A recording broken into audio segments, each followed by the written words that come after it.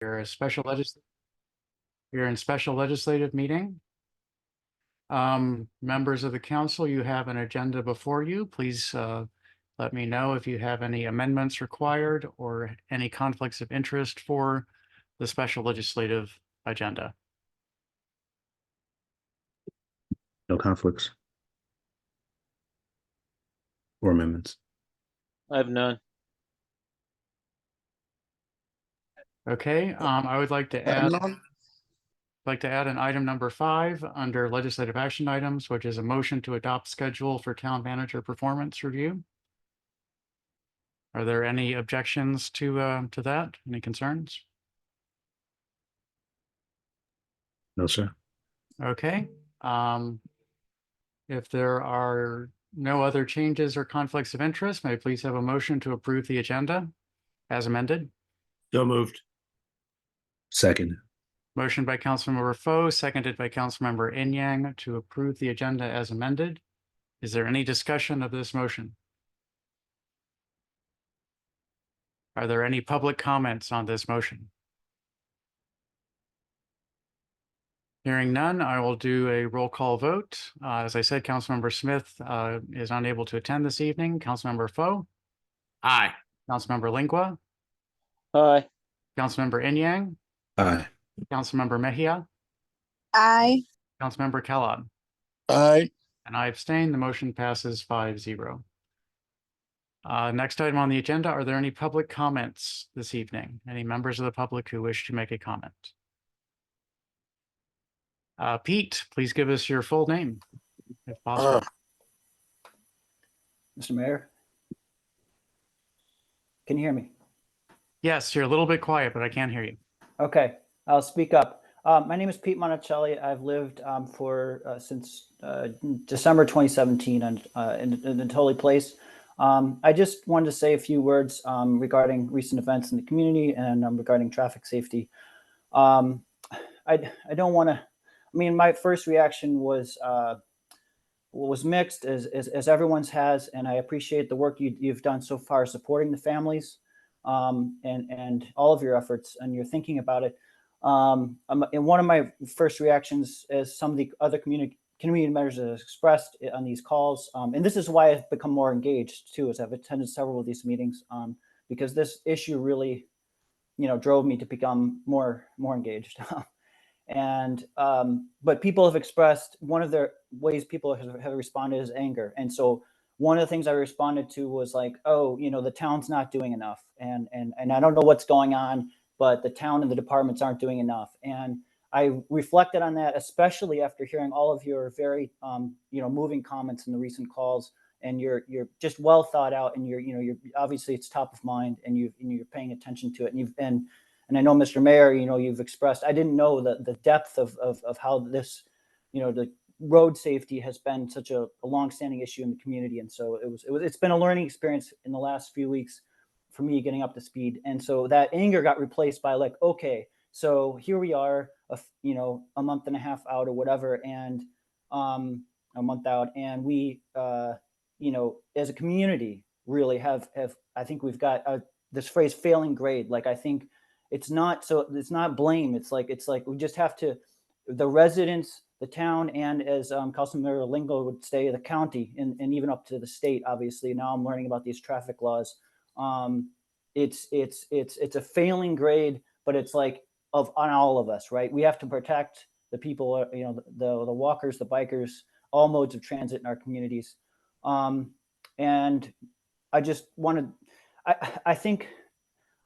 I'm out all the time. We didn't own a car until we have a 7-month-old. We didn't own a car up until we had this new child, and so we're out all the time. So we're observing. We have 2 eyes, as I'm sure a lot of you are. You're out there, and we see problems. And there's no way to, like, College Park, or sorry, Hyattsville has an app or something, a means to report things that are seen.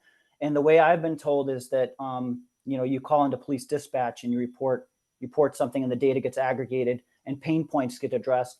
But I think maybe I'm not aware of it, but there should be another way to just offline, for asynchronously, for community members to report issues. And I know there's like a report of concern thing on the website, but it doesn't seem, for me, it was broken when I tried to use it a couple times.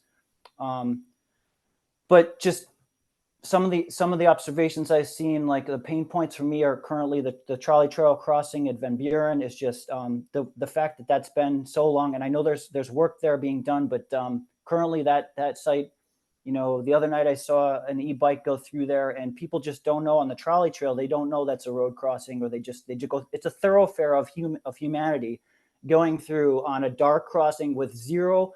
There's no signage, and there's no markings right now, and it's been that way for years. And people don't know, and we have to think about community members who are out, and they're just going through the community, so they don't know. See, I see these risks. Residents who live here and walk around see what happens, and they see the behavior, and they know the risk points. But people who are just going through, they don't know, and so somebody's going to get hit. In fact, I saw a cyclist at the town center, the crossing, and right here, and he just, you know, was a foot away from a cart, just hitting his rear wheel as he went through the crossing, near the Douglas Development buildings, and so it's dark. Like the minimum we can do is like replace street lights. Some of the street lights are flickering on and off. I know that's a Pepco thing. And I don't know, I'll wrap up. I think I was on the last call, and there was some discussion about restricting road use on Riversdale near down that whole section. And I think like there's a restriction, a morning restriction Monday through Friday, as you know, on Queensbury near the firehouse. And that's where I live, and people don't follow signs. And so like, I don't think a sign restriction will affect driver behavior. And then I'm concerned about driving people off onto other streets. And I think stop signs, I think if you make all the stop signs blink, then at some point they have no meaning because they all blink. People see things that blink, and they see it's like an alert, right? If something's blinking, it's important. But if they're all blinking, they lose their meaning. Speed humps are important. I think people blow stop signs, but they will slow for a speed hump.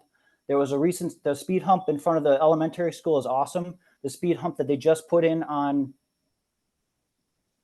the road that parallels the new speed hump near Van Buren. I can't remember that's Rhode Island Avenue. Yeah. It's not adequate. It's much more shallow. People blow over that one, and there probably should be a second one there. Kids live there. And yeah, I guess that's the summary of my comments.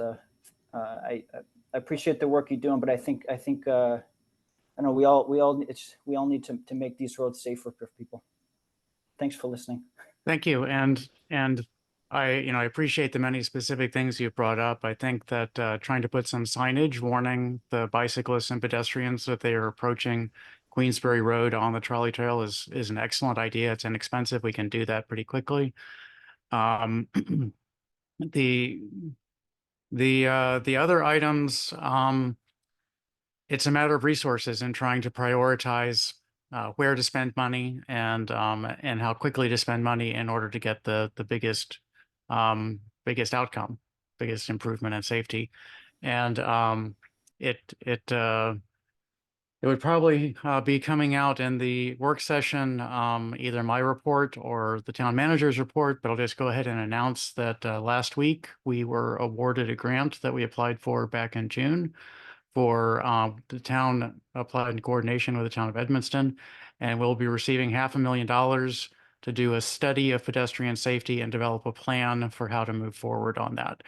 And the city of Mount Rainier, at the same time that was announced, they had done this process maybe a year ago and done the planning, and they received a $9.7 million grant for implementation. And so those are real numbers. Those are real resources for making it safe. And we are going to be moving forward aggressively on both the study and the planning. And once we get additional funding, the implementation of that plan. So trust me that we understand it. And what we're looking for right now are things like the signage that you brought up that could improve things for not too much money because we don't have an enormous amount of room in the budget. So, the town website is due for an update. I've heard a lot of complaints over the years about the report of concern form. We've been, given instructions for how people can work through some of those difficulties, but I agree it should just be easy. That form shouldn't have to wait for it. You shouldn't have to set up your browser in various ways. And so we will be moving aggressively to make that input form easier in the future.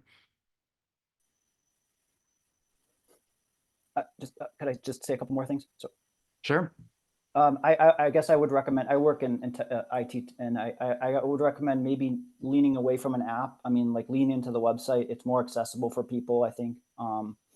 And because I think Hyattsville is using an app. I mean, if that's the best choice, then whatever. But I think the website's a good place for it. You already have all of your other resources there, and it might be good to have just a simple form where people can fill it. It's very. You could be in the library and do Sure. it in the library. Right. You don't need some app. The discussion of perhaps reorienting the Natoli Place spider web of roads. We were looking at it today, and so people pour off of Queensbury when they're coming across the tracks, going east, and they're going over the tracks, and they spool out onto either Lafayette, one way or the other, right, going north or south, and they're going fast because they went across those tracks, and they're going, and they either way they go, they're going across a crosswalk.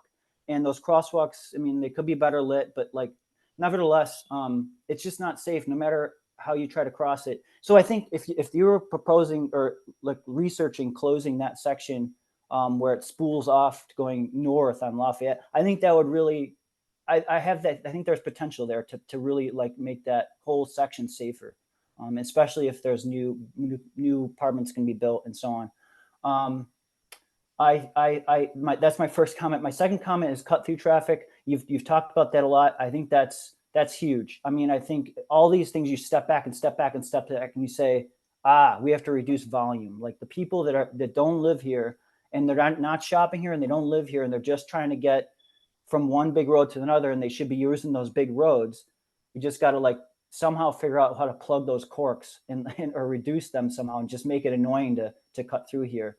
And make it for people, residents and shoppers and residents.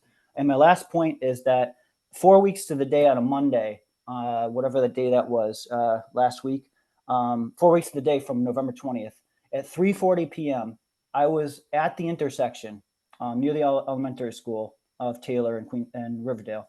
And at the exact crosswalk, a chaperone was walking across the road with two children who probably were around the same age as Sky and Shalom. And I saw them and I just stopped. I just froze. I just said, here it is again. Like they're looking and there was cars going, and there was no crossing guard, of course, because I don't know. I don't think that's, I mean, maybe they're just in the morning. I don't know when the crossing guards are there, but anyways, crossing guards can't be there all the time is what the bottom line. And so I just saw that and I said, here we are, like this life continues and the risk continues. And so I'll stop there. Yeah. And it's unfortunate. I mean, there's a busy street that is adjacent to, and not just glancingly adjacent to, but adjacent to an elementary school. And that's a dangerous situation. And that's why we're discussing engineering solutions to slow down people and to make things safer there. Something that was mentioned to me in the last few weeks is that over in Montgomery County, there was a street that was a pretty cut through street that it connected Rockville Pike and with a little bit of jumping around Connecticut, I think. I don't remember the name of the street. And there was a tragic incident. I think a middle school student was run over in a crosswalk. And something that they did that was, again, fairly low tech and fairly cheap and fairly quick to implement was that they just set up baskets that had brightly colored flags in them. And people could just pick one up and they would wave it as they were walking across the road so that you could be absolutely certain that you would be seen. And maybe we can look into doing that. This is my first mention of this in a public hearing. We can discuss that with staff and see what might be able to get done. by the beginning of, by the first week of next year, see what can happen. So that's another, immediate issue that we might be able to address. But the Natoli Place reconfiguration that you're talking about, Natoli Place Lafayette reconfiguration, that's been discussed for more than 20 years. Since before I was on the council, since before, the year 2000, it's been a really long time that's been discussed, and we have finally identified funding, and we will be doing engineering and permits as quickly as we can. So that's on the books. Okay, are there additional public comments?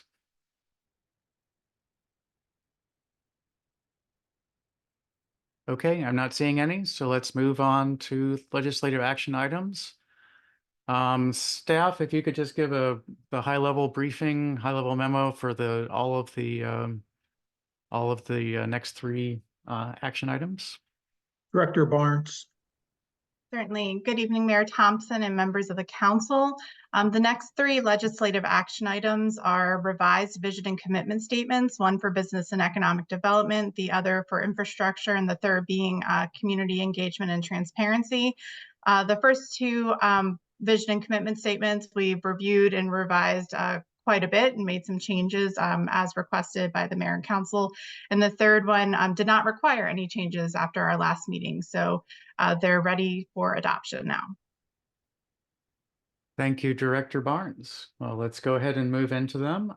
Legislative action item number 1, motion to adopt resolution 2023-R-25 regarding vision and commitment to business and economic development. Would someone like to make a motion to adopt?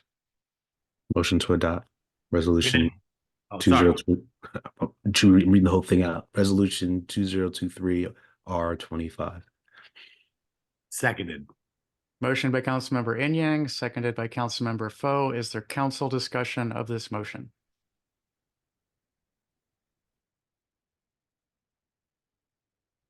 Are there any public comments on this motion to adopt resolution 2023-R-25?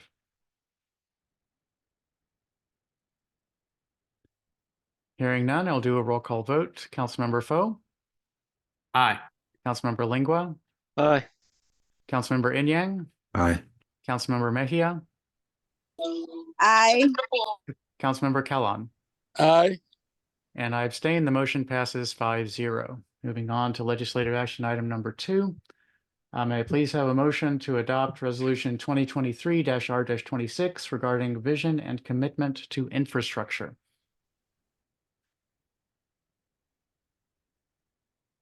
So moved. Seconded. Motion by Councilmember Lingua, seconded by Councilmember Foe. Is there council discussion of this motion?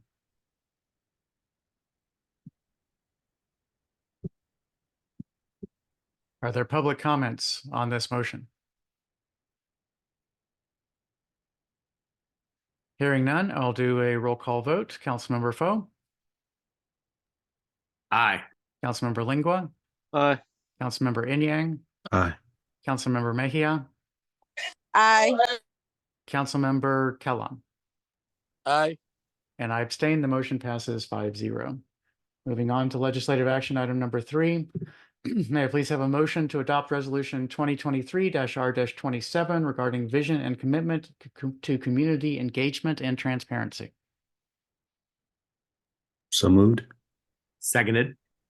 Motion by Councilmember Inyang, seconded by Councilmember Foe. Is there discussion of this motion and this resolution?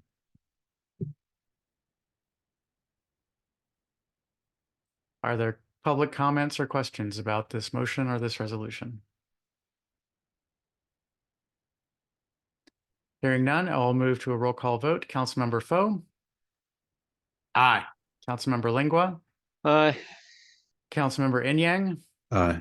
Councilmember Mejia, Aye. Councilmember Kellon, Aye. and I abstain. The motion passes 5-0. Next item on the agenda, motion to send a letter to County Executive Alsobrooks and the County Council regarding crossing guards. I'm going to let staff introduce this letter and this motion, if that's okay, Mr. Town Manager. Yes, so the mayor and I had discussed this, and following the accident that was mentioned by our resident a few moments ago, back on the 20th, the mayor had reached out to the county about crossing guards and the need to have crossing guards at the critical locations. This is an effort to solidify that, and asking that the council consider this as a draft and weigh in on what if the council wants to send such a letter and any edits that they would like to see. Is that a fair summary, Mr. Mayor? That sounds great. Thank you. So council members, I hope you had a chance to review this in advance. Is the letter acceptable? Are you interested in sending such a letter? Are there edits to the letter required? Let's discuss. Yes. Councilmember Quite Langlois. interested. I am quite interested that we send a letter like this. I think it's really upon us to send a letter like this, and I think this is the start of an ongoing effort between our municipality, county executive's office, and the county council, as well as other municipalities and neighborhood associations in the unincorporated areas, pressing on this office and the county council to take these steps that we're advocating for here. I don't see this as the one and only letter. I see this as one among several that will be going out from this municipality. Okay. Were there any changes that you saw to the existing letter, or can we send it, in your opinion, send it as it is? I'm fine with the way it is. I mean, I was playing around with wording before, but I mean, it's really not. It was just more 6 of one, half dozen the other type of edits, and what's here, I feel is sufficient. Thank you, Councilmember. Any additional council discussion or questions? Mr. Mayor. Councilmember Foe, go ahead. Thank you very much. With consideration of sending the letter, absolutely. The second paragraph is incredibly damning, and I think that we need to continue to utter the negative impact that the failure of the county here to provide crossing guards has impacted our community.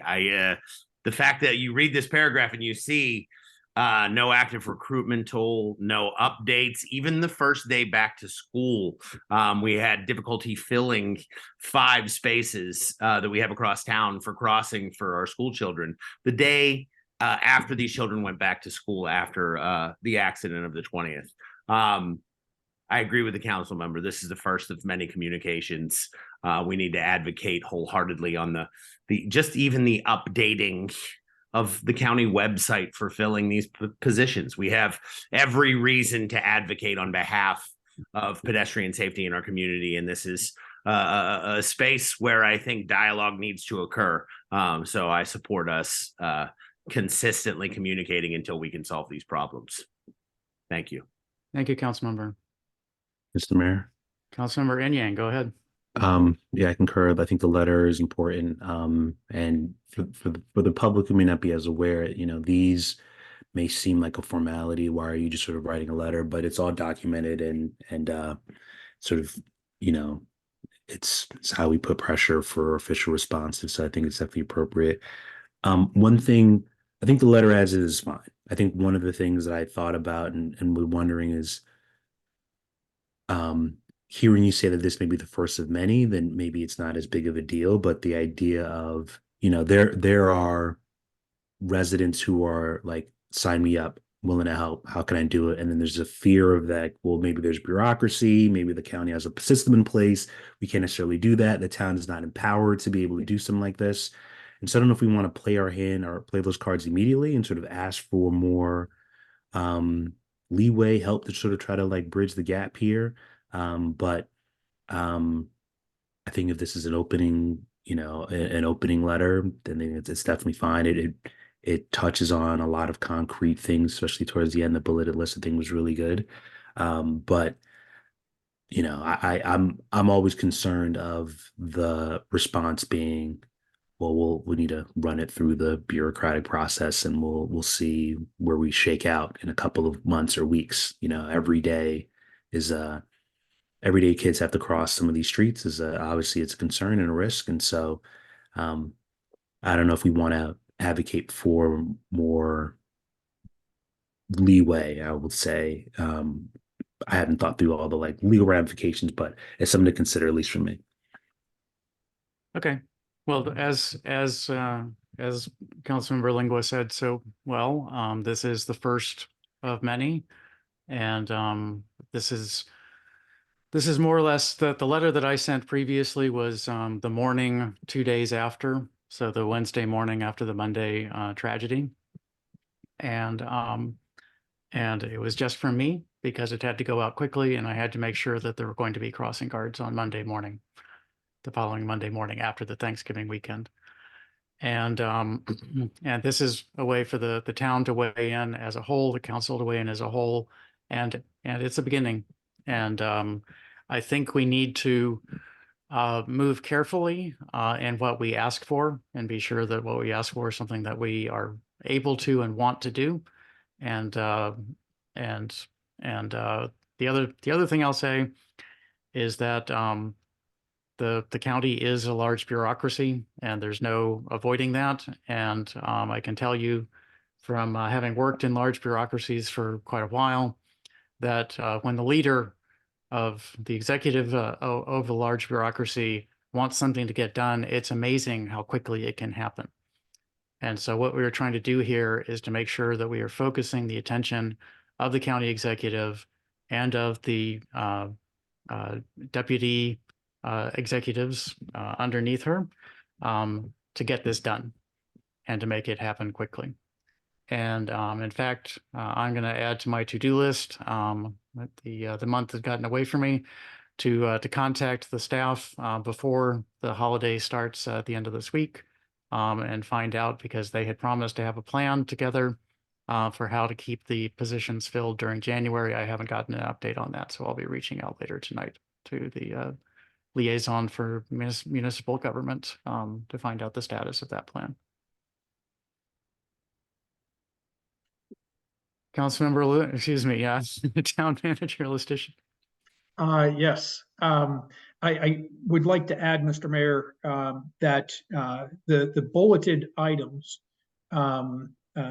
if in fact they have all these vacancies, some of these have no money attached, but the ones that do, if you have 80 positions vacant for half a year, they're going to have vacancy savings. So it's not even necessarily even a funding issue. It's an effort issue, and I'm speaking solely from an operational standpoint. From an operational standpoint, this is an effort issue, and I would think that the vast majority of these things could be implemented, from my experience in government from operations. Certainly within this fiscal year, the next fiscal year, then there would be additional funding would be required to maintain some of these, but agreed. Mr. Mayor, Councilmember Foe, go ahead. is there a collection of data for the coverage of town crossings each day?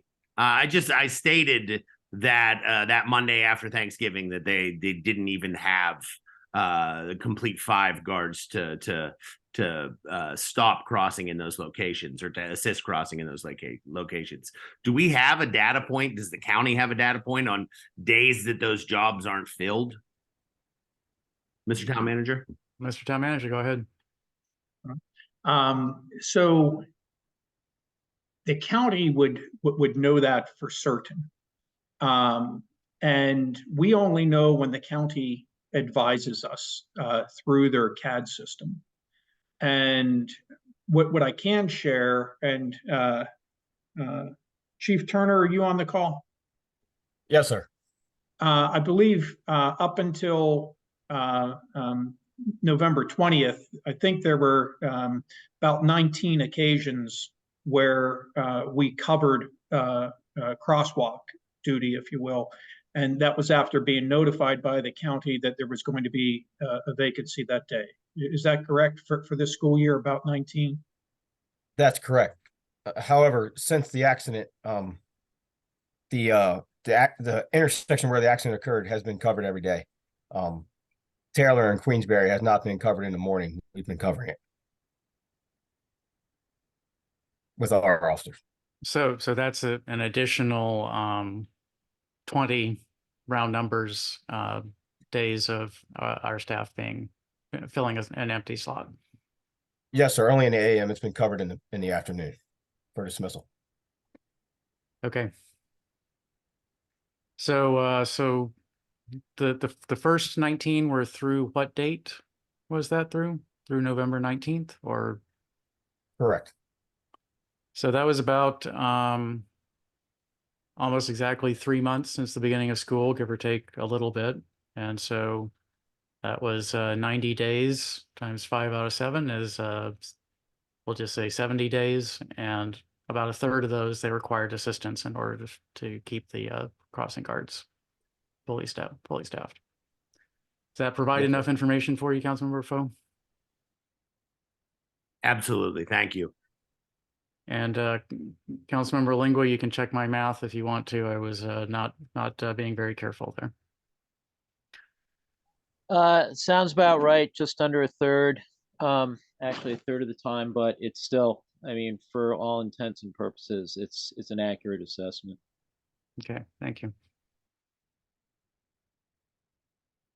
Okay, any additional council comments before, does someone want to make a motion to send a letter substantially similar to this letter to the county executive on behalf of the town council? Mr. Mayor? Mr. Mayor? Oh, Councilmember Mayor, Foe, I may I- think, had his microphone live first, so I was gonna say, if there was no objection to the item, that if it'd be passed by unanimous consent. sure. I have no objection. Usually there's a motion and second and then unanimous consent for the vote. But we can just say, we can just call for a vote. Then I would be happy to allow my colleague from the second ward to make a motion, which I'd be happy to accept. Or to second. On unanimous consent. So the motion that I should mention unanimous consent in the motion. No, just make the motion. I would like to motion that we send the county executive and staff this letter concerning the accident of 11:20 in the town of Riverdale Park. Okay. And above the motion. it was sort of pre-seconded by Councilmember Lingua, but I'm going to give an opportunity for public comment. I think the council has already had a chance to weigh in. Are there any public comments on this letter? Or the motion to send it? Okay, I'm going to just Mr. Mayor? Yes, If I may. yes. On this instance, could we consider the second coming from the body whole? Sure.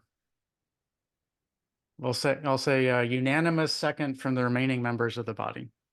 I think we can do that. Okay, And so now I'm going to ask for everyone to simultaneously vote in favor. If everyone can unmute and please state your support by saying aye. Aye. aye. Aye. Aye. And are there any in opposition? It is passed by unanimous consent. So I too vote in favor and pass by unanimous consent of the entire council. Thank you. So the next item on our special legislative agenda is, if we can pull that up, is a motion to adopt a schedule for the town manager performance review. I provided discussion of this. It looks very familiar to previous versions of this. And it's just a schedule how the voting will be handled, or how the collection of reviews will be handled, and how the results will be compiled and presented to the town manager. Unless there's any discussion requiring explanation before we have it, can I please have a motion to adopt the process for evaluation of the performance of the town manager for January 20th, 2023 through January 19th, 2024, as presented to the council in their packets this evening? So moved. Seconded. Motion by Councilmember Lingua, seconded by Councilmember Foe to adopt the process for evaluation as presented on the screen at this time. Is there any council discussion of this motion?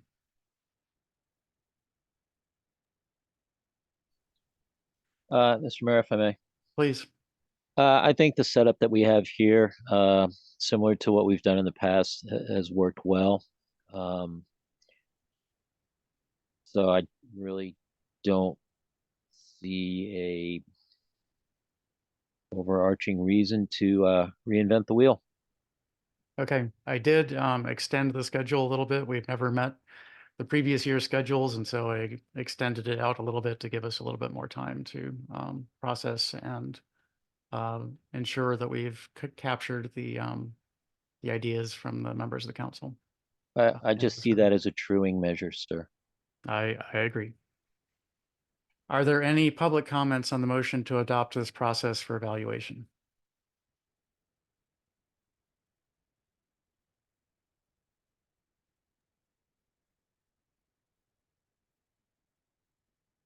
Okay. We did have a motion, right? Councilmember Lingua. Okay, very good. Then I'll do a roll call vote. Councilmember Foe, Aye. Councilmember Lingua, Aye. Councilmember Inyang, Aye. Councilmember Mejia, Aye.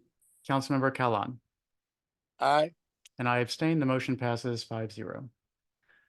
Moving on the agenda, are there any items of new business this evening?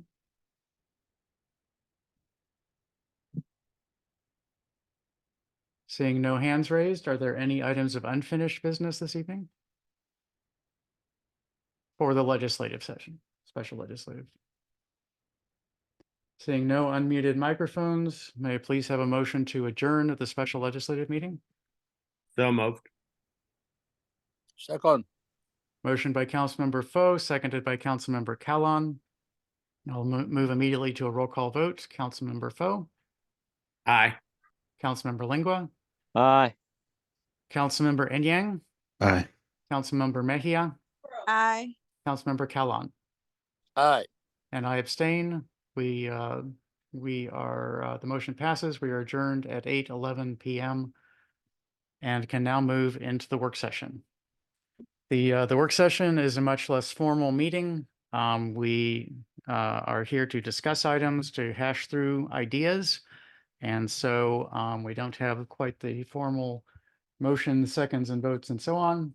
So are there any changes? Call this meeting to order, also at 8:11. Are there any changes to the agenda, and are there any conflicts of interest for agenda items for any members of the council?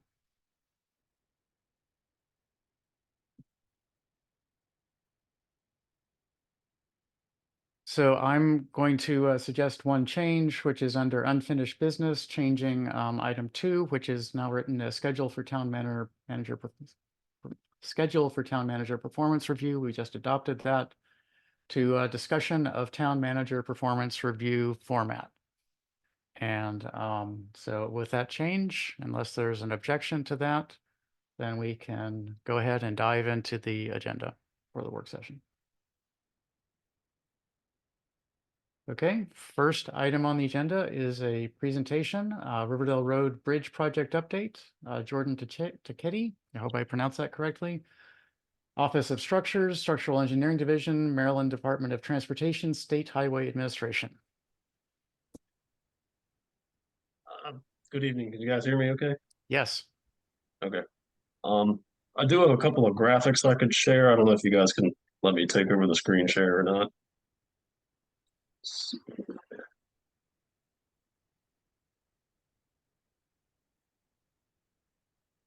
Okay, you guys should see an aerial view. Not yet. Yeah.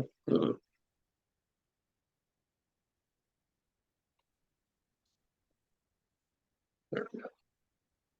We have it now, sir. Got it. Okay. Great. So, evening, everybody. My name is Jordan Deschetti. I'm the SHA Office of Structures Project Manager for the bridge replacement of Riverdale Road over the northeast branch of Anacostia River. I also have with me Ms. Kelly Nash. She is the Deputy Director for the Office of Structures. I've been asked to provide an update on the design status of the project. So we haven't really changed the plan or the project scope since I think we held a public meeting back in September of 2021. So I'll just give a quick background on the project. We're going to be replacing the aging arch bridge with a one-span concrete girder bridge. The new roadway section will carry two 11-foot lanes, two 5-foot shoulders. We'll have ADA compliant 5-foot sidewalks on both sides. So we'll be connecting that south side sidewalk that's not continuous across the current bridge. Right now, pedestrians have to cross over and go to that north side sidewalk. We've also been asked to look into putting a physical barrier on the bridge between vehicles and pedestrians. So we're still looking into some structural details on that. So these graphics here don't represent that change yet.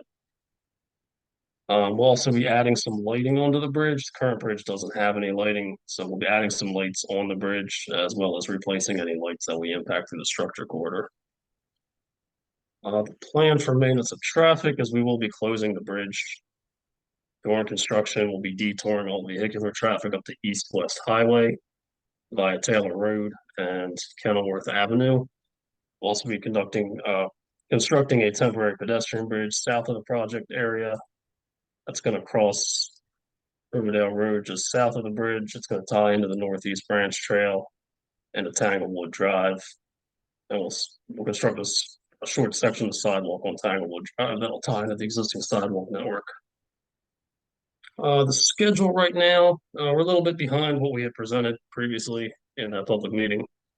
The state highway portion of the design is mostly complete. We're still working with utility owners to get designs and relocations underway. There's a lot of utility conflicts in this area, and a lot of them have to be cleared out before we can get into the bridge construction. So the hope is we can get a lot of those moving in the next year or so and move into bridge construction in 2025. But that right now is going to be heavily contingent on these utility issues that we're facing right now.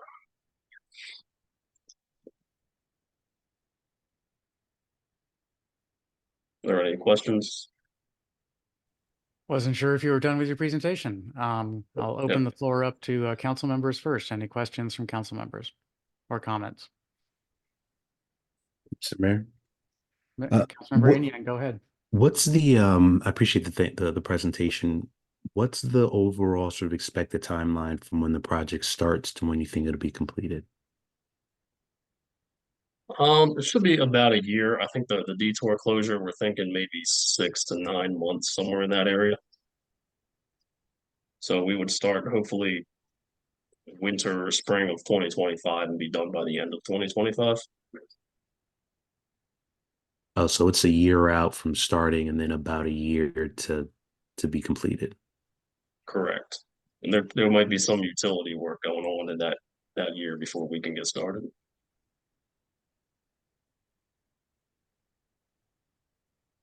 All right. Any additional council questions? You mentioned protective barriers going between the sidewalks and the roadways across the bridge, or would that continue on after the bridge? Most likely would just be on the bridge. I think like right now there's a fence on the bridge, kind of separates the sidewalk from the roadway. But I mean, our plan right now is that would just be on the bridge. Okay. As I understand it, there used to be a bridge, but it is no longer functional or in place. It's broken. And it's of concern to the residents that protection is gone. But it's good to know that you'll be working something into the new design. Are there additional council questions or comments on the presentation? Councilmember Lingua? Thank you, Mr. Mayor. Sir, again, thank you for coming out tonight and making this presentation. To catch anyone who might be listening, who may not have been here with the previous presentation on what's to be done. Is this bridge maintaining the same width as the current bridge? Is this bridge being widened? It will be, sorry, it'll be a little bit wider, so we're gonna add shoulders that are about 5 feet wide. If I could put that up again. We'll have 11-foot lanes, will be 5-foot shoulders, which will be compatible with bicycle compatibility. Although if the roadway was ever widened to add bicycle shoulders, then everything will be compatible in that area. Plus we'll be adding the ADA compliant sidewalks that are 5-foot minimum. Okay. Is there going to be a divider similar to what we've established up on River Road near College Park Academy for the bike lanes along that portion of the bridge? I don't know if you've seen what we've done and the town has done up at on River Tech Court along that roadway where College Park Academy is, actually from River Road to almost the circle we had put in near the bridge. No, I'm not Cicchetti, familiar with what was done there. I can describe it a little bit. We have set up separated and protected bike lanes along there. And so there are barriers that sort of look like the protectors you see in parking lots in front of the vehicles sometimes between the vehicle lanes and the bicycle lanes. And we also have vertical reflective posts, calling them bollards is giving them a little bit more heft than they actually have, that clearly delineate and get in the field of view of the driver so that they know that they're driving at a speed that may be too high and slows them down a little bit. Plus also it prevents the driver from moving over into that bike lane. I would say that the vertical posts don't prevent that if they're willing to put up with a lot of noise. I think the barriers do prevent that unless they want to have some issues with their transmission when they're done. So is there sufficient space on the sides of this proposed bridge for us to be able to implement something like that, or can SHA implement something like that? That's something we would have to investigate further. The current plan is to just have it striped. So if we wanted more physical barrier, we'd have to look into that. Okay. That's something we can discuss. Yeah, the research that has come out has shown that that having separated bike lanes like that actually improves safety outcomes for every mode of transportation that goes through there. So cars, pedestrians, and bicycles all end up with safer situation. And I understand that we don't have protected bike lanes along Riverdale Road outside of this realm, but in the spirit of planning for the future, then I think it would be nice to have as much as we can here, particularly since the bridge tends, certainly now, hopefully less so in the future, is a bit of a choke point and is a dangerous place for bicycles to go. Right. If there's a plan that the town has, that we certainly want to make sure that we tie into that, we accommodate that. Okay. Yeah. Any additional comments, Councilmember Lingua? No, Mr. Mayor, those are my two main my points that I just wanted to make sure were brought up. Thank you. Certainly. Any additional council comments? Oh, actually, Mr. Mayor, Go ahead, Councilmember. Thank you. I just thought of this. Sir, the closing of this, you said, is going to be between 6 and 9 months. Traffic will be diverted onto East-West Highway in the meantime. That's correct. Is there anything the town is going to need to either address or be aware of when detour signs are being put in? Essentially what they're instructing, where they're going to be placed, things of that nature. We can certainly share the detour plans with the town and make sure we're all agreeable on sign placements and things like that. I don't Okay. think that there's anything that the town really needs to do or address in advance of it. Okay. One thing I was wondering if it would be possible, for traffic heading eastbound, on Riverdale Road. And this is something, really for consideration. Would it be possible for SHA to set up that detour there, or are you planning to set it up farther out from the construction site? I'm seeing you have here Riverdale Road the detour starting at Taylor. There's an extremely busy area, especially during the school year. And as I'm sure you're very well aware of what happened 1 month ago at that intersection with the loss of 2 young lives. Is there a possibility that we could find an alternative detour route as opposed to relying on that section of Taylor?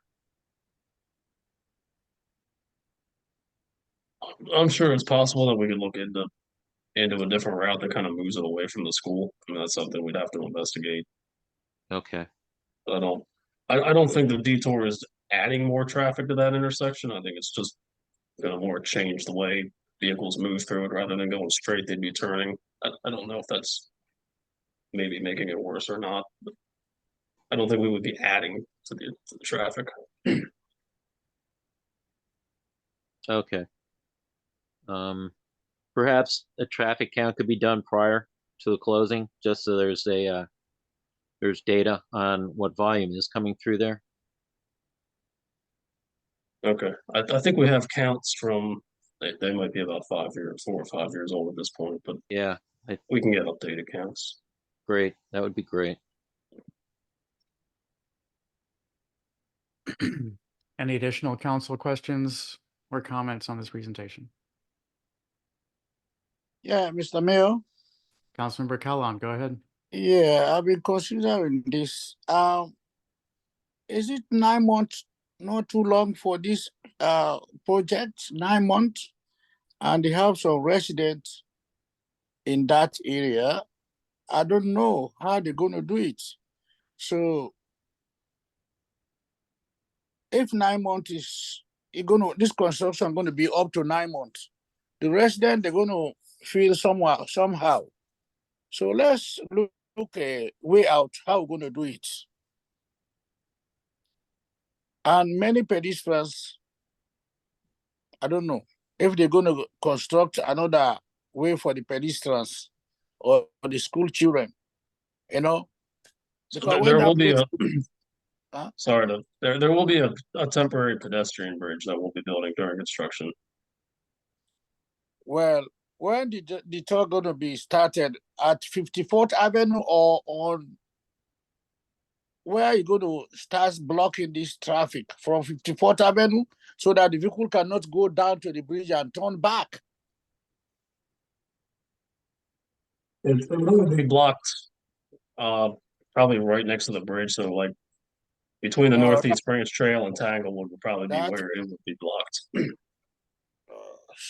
That will bring a problem because they will start turning there and the traffic going to block.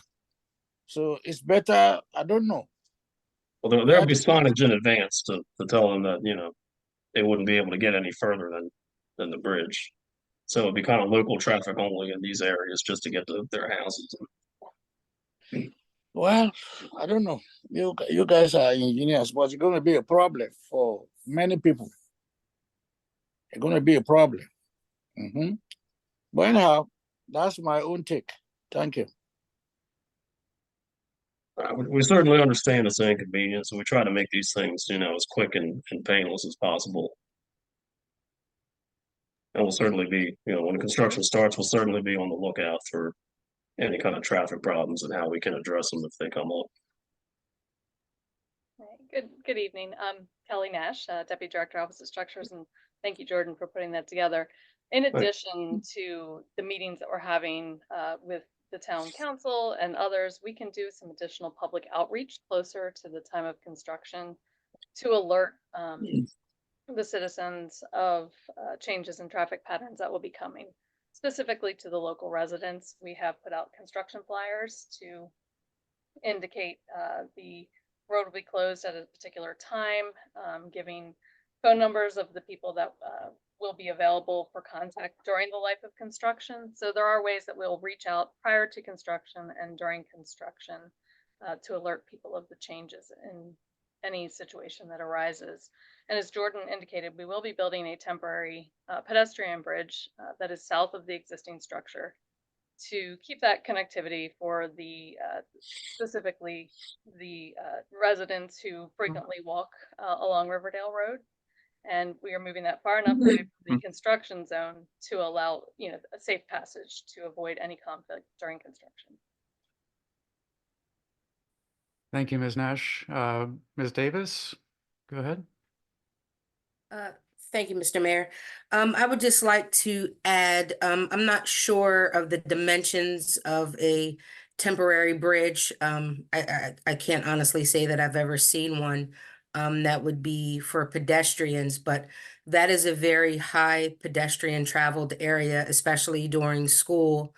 The school, roughly a block and a half down, they have about 600 children in that school. So it's going to be a heavily crossed bridge.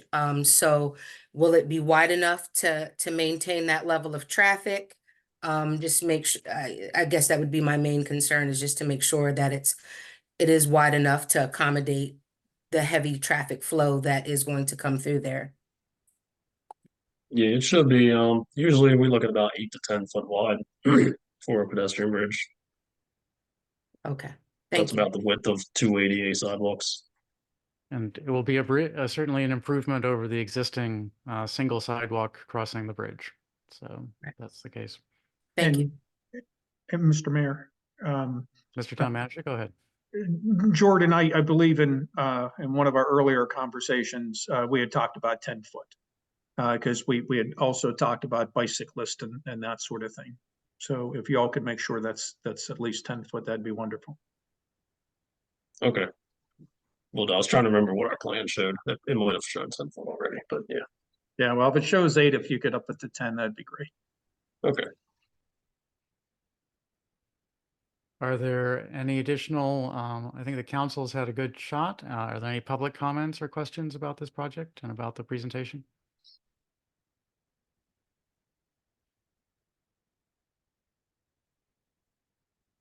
Okay, I'm not seeing any, so I'm going to dive in with several questions and comments.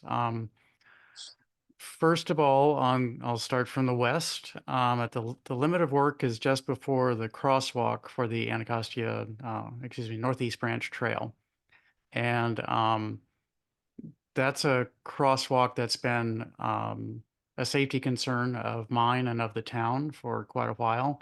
And there's been discussion of possibly making that a raised crosswalk. And so the question is that compatible with the current bridge design?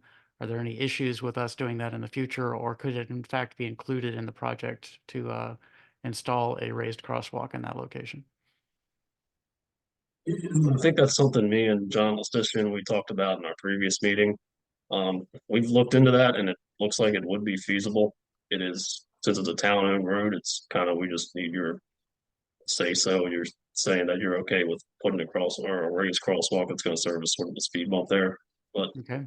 from my conversations with John, the town's okay with it, so we've kind of moved forward with implementing a raised crosswalk there into the design. Okay, so the limit of work will extend a little bit further, but in a way that we're quite happy to have it extend. So that's good. Second item is that on the other side of the river, there's a trail that goes northward, and that trail connects to the neighborhood that's on the other side of East-West Highway, goes underneath the East-West Highway bridge, and it's the path that is used by many school children who live in that neighborhood to get to school. In fact, the bridge that's shown, that's almost to the top of your photo, across the culvertized stormwater facility, was out of service for many years. It had some structural issues, and it was a serious impact on the families that were north of there.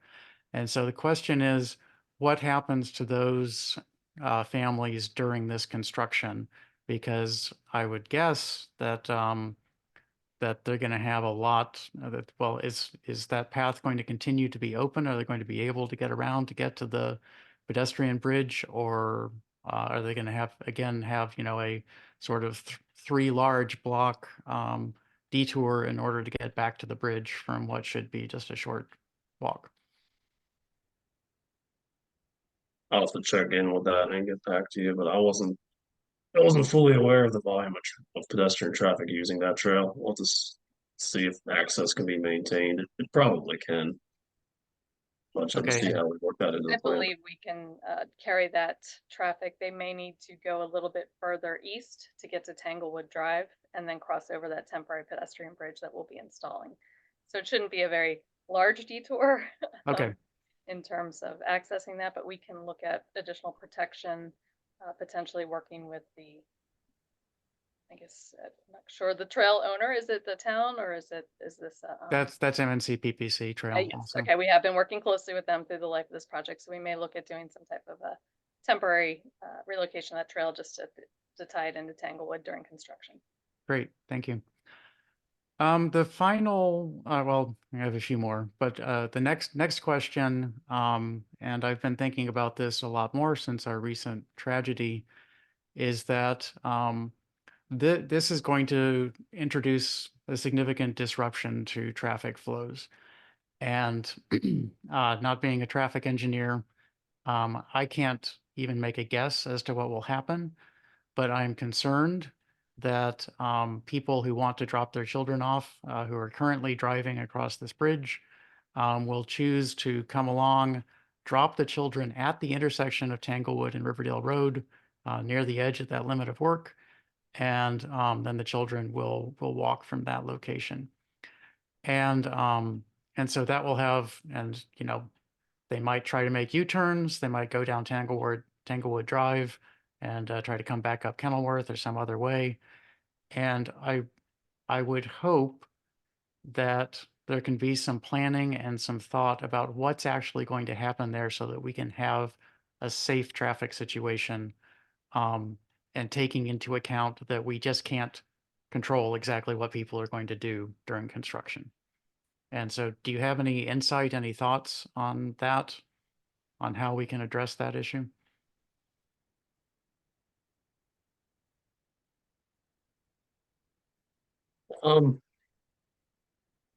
Yeah, usually they'll probably around where the Riverdale Road intersection is on the east side. We'll probably have signs indicating that this section of Riverdale Road is only supposed to be for local traffic only. As far as people being dropped off and walking, at least hopefully the pedestrians will be safe using the pedestrian bridge. I mean, it is difficult to kind of stop people from using a public road in ways they see fit, even if it's not in the safest manner. Mm-hmm. That is a concern we'd have to investigate a little bit further. Okay, well that is a concern because traffic is like squeezing a water balloon, and it will find places that you didn't know were outlets and use them, even if it's inappropriate, as you say. That is an unfortunate part of trying to change behavior as to what people are used to driving. I understand that. Typically, when we have a detour in place where the road closure, where the detour begins, as Jordan pointed out, at Taylor Road, and I can't remember the road name on the other side, there will be barricades, but they will be barricades that will allow local traffic to go through. So hopefully it will not be a situation where people will be going through these, although it says local traffic, they think, I'm local enough, I'm going to go through. So hopefully, just with enough outreach prior to construction, we can hopefully change some of the behaviors as to what their typical driving patterns are every day, and encourage them to look at alternate routes as well. I do know that there are other ways to potentially coming from the east to the west to get to the elementary school. I think is it going down to the road to the south? Is that Decatur? Decatur, yes. Yes, I know it's a little bit of a drive, but it would avoid those U-turns and such. So while we can only sign one detour route, that is per regulations for traffic control, we are only allowed to sign one detour route. We can encourage residents to look at other routes that may be available to them for safe passage to their destinations. That's something we can, in our public outreach, and we can work with the town as we do our public outreach to the community. I think being that this is a state bridge on a county road, I think your input and information and even your voice to the community would be advantageous to getting the message out. Okay, thank you. Ms. Davis, you have a comment? That's correct. If we could, you said construction would begin possibly early spring of 25, correct? If Right. just with some advance notice, maybe a month or so in advance, I could coordinate with the school if you draft the letter, and I could pass it to the school to ensure that it goes home to the parents, and that they, the school communicates it with the parents so they know that this change is getting ready to come. So at that point, they can maybe possibly start looking at other ways. But that's the good bulk of the traffic during that time that I think everyone is concerned about is during school time. So that is something that I think if we could just get that information to the school a little bit faster or ahead of time, that may end up helping alleviate some of this the traffic congestion that I think we're all kind of bracing for and thinking about it. Sure. And yeah, we have a local district traffic office that we always work with on projects to make sure that, and they kind of handle a lot of that communication with the schools and public buses and emergency services and things like that. So there'll be plenty of communication when the schedules gets locked down. Excellent. Thank you. Yeah, I mean, the main thing that I'm concerned about is, people, as I said, turning left down Tanglewood Drive from Riverdale Road, and the fact that that crosswalk across Tanglewood Road is going to suddenly be a popular and new direction for people walking to school to take, and there's a direct conflict with the traffic that will be turning left. And so we want to try to minimize that traffic as much as we can. Just a design question. Did you consider putting the pedestrian bridge on the northern side of the project, temporary bridge on the northern side of the project versus on the southern side? And if so, what was the reason for the decision? I think it looked like if we went south, we had to knock out fewer trees. Hopefully, no trees. There's a big section of wooded area over here that would have had to been cleared out Okay. to construct a path over here on the north side. So I think just on the south side looked like it'll be less impactful. Okay. Thank you for that that insight. Appreciate that. Okay, last topic, at least for me, unless this comes up, may spur some other people who want to comment on it. If you could go to the elevation view of the bridge. So the lower part of the elevation, so the view from the looks like it's from the, I'm assuming it's from the south, but there's a little bit of space that might see a similar view from the north. It's pretty schematic view that you have there. The current bridge, while it's in a deteriorated condition and definitely in need of replacement, was constructed to be an aesthetically pleasing, a decorative bridge. So the arches were chosen so that people walking south in the park south of there would have something to look at that was pleasant. And this is less so. I know we discussed in previous meetings the fact that having sort of an arched bridge, a more interesting shaped bridge, was a significant, perhaps as much as 100% increase in cost, and requiring greater approaches and a problem to do that. And so this is just a pretty flat, uninteresting bridge. I see there's at least a little bit of interesting stonework shown on your drawing. And the question that I've had and have had some people in the community ask me about is whether it is possible to install some infrastructure as part of this project such that decoration can be added at a later time. So this is the engineering infrastructure underlying the bridge. But if there were just places that we could perhaps attach sculpture in a cleanly way so that it would be on the sides of the bridge, that there might be an archway or something of that sort that was, again, outside of the travel lanes, outside of the sidewalks, but make it possible for this to be something interesting to look at and beautiful to look at. And so is that a possibility? So I'm not, I'm aware of some kind of, we can do some kind of like fascia coverings over the girder. Sometimes that's sort of a possibility. I don't know that adding an arch shape is going to be feasible. There's hydraulic concerns of closing that opening and causing flooding. The arch would be above the water line. It would not be below there. So it would be, again, a purely decorative archway, just to try to make it look more interesting and to give it a little bit of placemaking. Is there something that you could send as to what your ideas are for that? Adding decorative features is always something that we do look at. We did look at this structure when we ended up going with this particular design that you see here, looking at the existing structure, looking at the context of the design, looking at the hydraulic capacity of this particular location, and avoiding placing another what's called the substructure unit into the water itself to And minimize flooding concerns through here. So that's how we ended up at this location, Sure. or this particular design feature.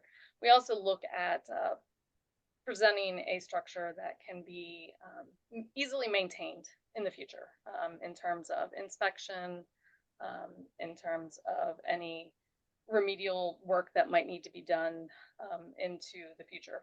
The life cycle cost analysis, essentially, of owning and maintaining this structure. So we do look at what those costs may be, what those details may be, so that they're not something that is difficult to maintain or presents other problems in there. Sure. Sure. We could look at, potentially some locations. We've done decorative pilasters that maybe have the town logo on that. That's something we could look at and discuss. But in terms of, I know, a public art feature, if there's something that you have in mind or something, please send it to us. We can look at that and we can discuss with you the feasibility of that going forward. So that's Okay. something. I don't have anything specific, but I'll reach out to the artists and the architects in town, because I'm not one of those either, and ask that they can sketch something up.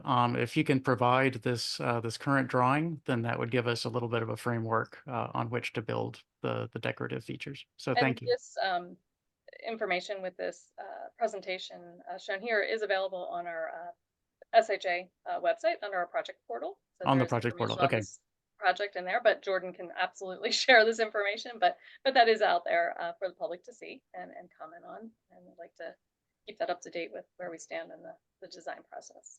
Okay, thank you. I believe that's my last question or comment on this. I appreciate the presentation and the information, particularly about what schedule we can talk to people about, and hope that the project will move forward. And I'm looking forward to having a bridge with much better pedestrian and bicycle features on it. And yes, we too are worried about the hydraulic capacity of the river through there. I've seen it backed up before during some flooding events, and so it's good to know that that we'll have that. Although the town's position on stormwater management is very much that we're trying to contain it before it gets into the river, and hoping that other people are also doing that, and then the capacity of the river will be less important. But I understand that we want to try to certainly not have a reduction in capacity after the bridge is replaced. Any additional comments before we let our colleagues from Department of Transportation go? Okay, thank you very much for the presentation. Appreciate you both coming here and talking to us. Thanks for having us this evening. Thanks for having us. Yep. Thank you. Okay, next item on the agenda is a presentation on the Walk, Bike, Drive Safety Initiative Plan update. Yes, so good evening, Mr. Mayor, members of the council. I'll be presenting this evening, but I may call upon members of my team at different parts to add or to clarify or to respond to questions. I want to kind of frame this a little bit. We've had many meetings over months talking about Walk, Bike, Drive. And as the town works with our residents and our businesses and faith community and other partners to create a safer community in which we all move about, I think it's important to acknowledge that much has been done, but there remains much to do. So this initiative was created in January of 2019, and it was created in response to some resident concerns about folks speeding through some of our residential neighborhoods.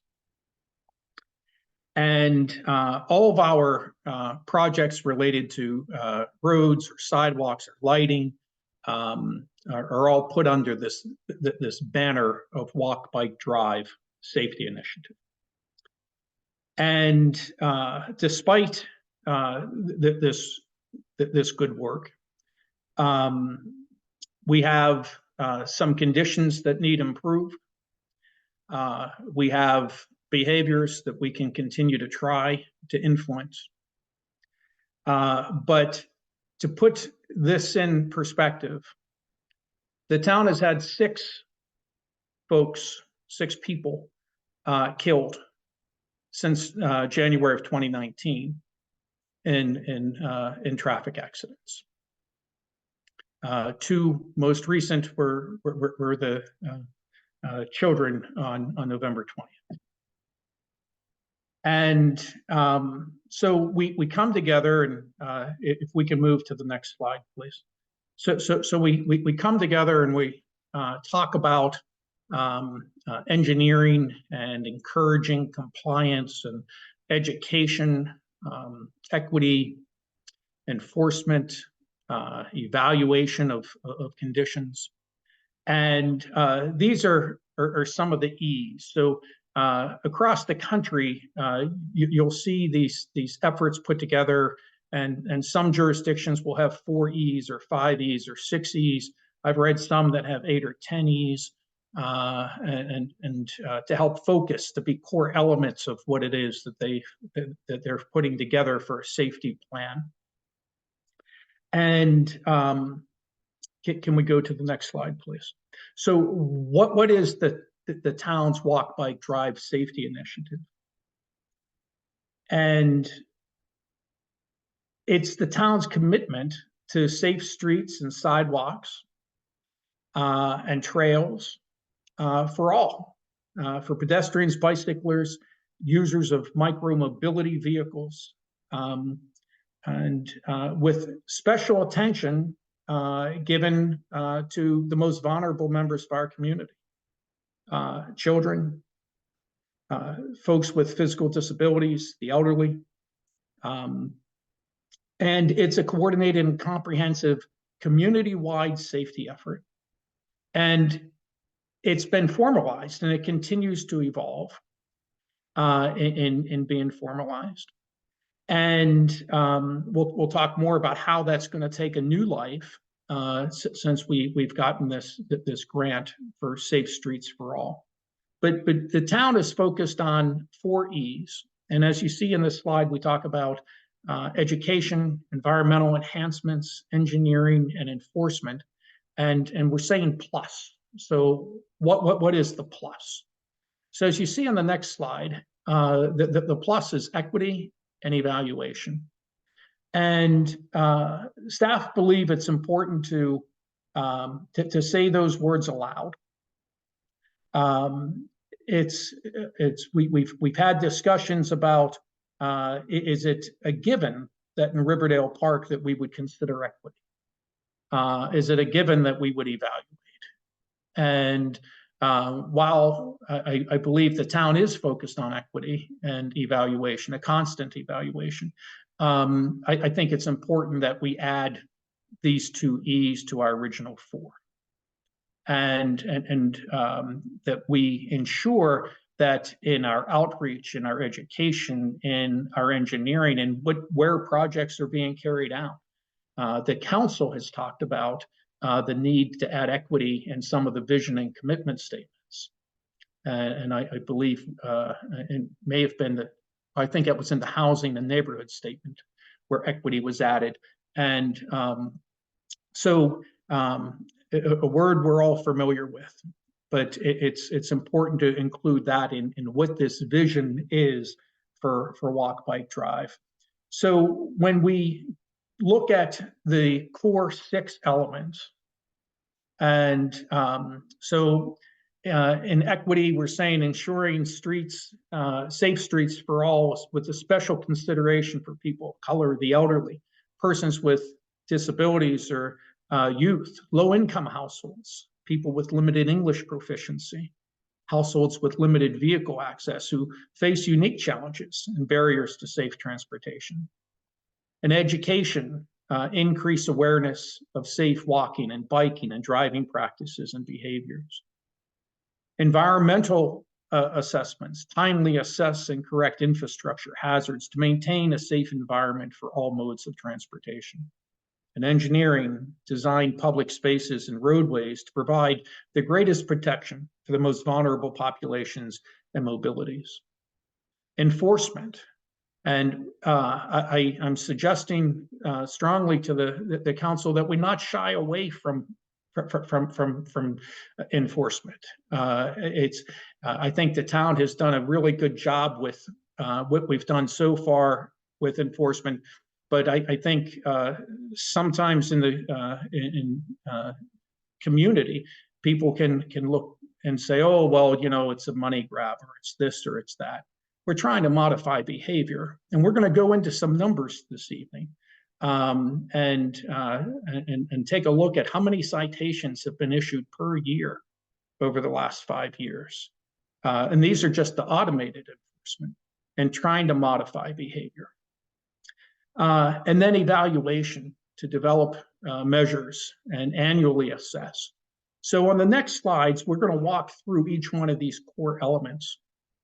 And my apologies, the graphic there's a little small, but just repeating the themes here, but on equity, townwide assessment of road needs, and that's something that's currently underway. Infrastructure improvements that we've done. We've added new streetlights. We've added new sidewalks. We've enhanced crosswalks. We've added speed bumps. Identified the town's high injury network. And I think we'll come back and have a separate work session just on that. But future activities continue to learn about the disparities and address gaps to safe transportation. Large part of that's educating ourselves. and commit to prioritize and monitor improvements along the high injury network. Engage vulnerable residents in the identification of areas of concerns and solutions, and tailor outreach and engagement activities to improve the impact.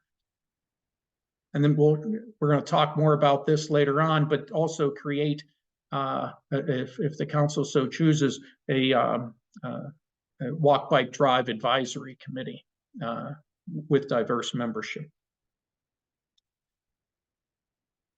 The second core element, education. So some of the things that we've done, we've developed postcards, we've provided training for children and adults on bicycling. The police department participates in the bike to school, the walk to school. They distribute helmets and reflective bracelets and bike lights and blinking lights for pedestrians at National Night Out. And Mr. Mayor, you spoke this evening about the flags. That's something that I believe we spoke about a number of weeks ago, and that is something that's quick and easy that we certainly can make happen, especially at our most busy intersections.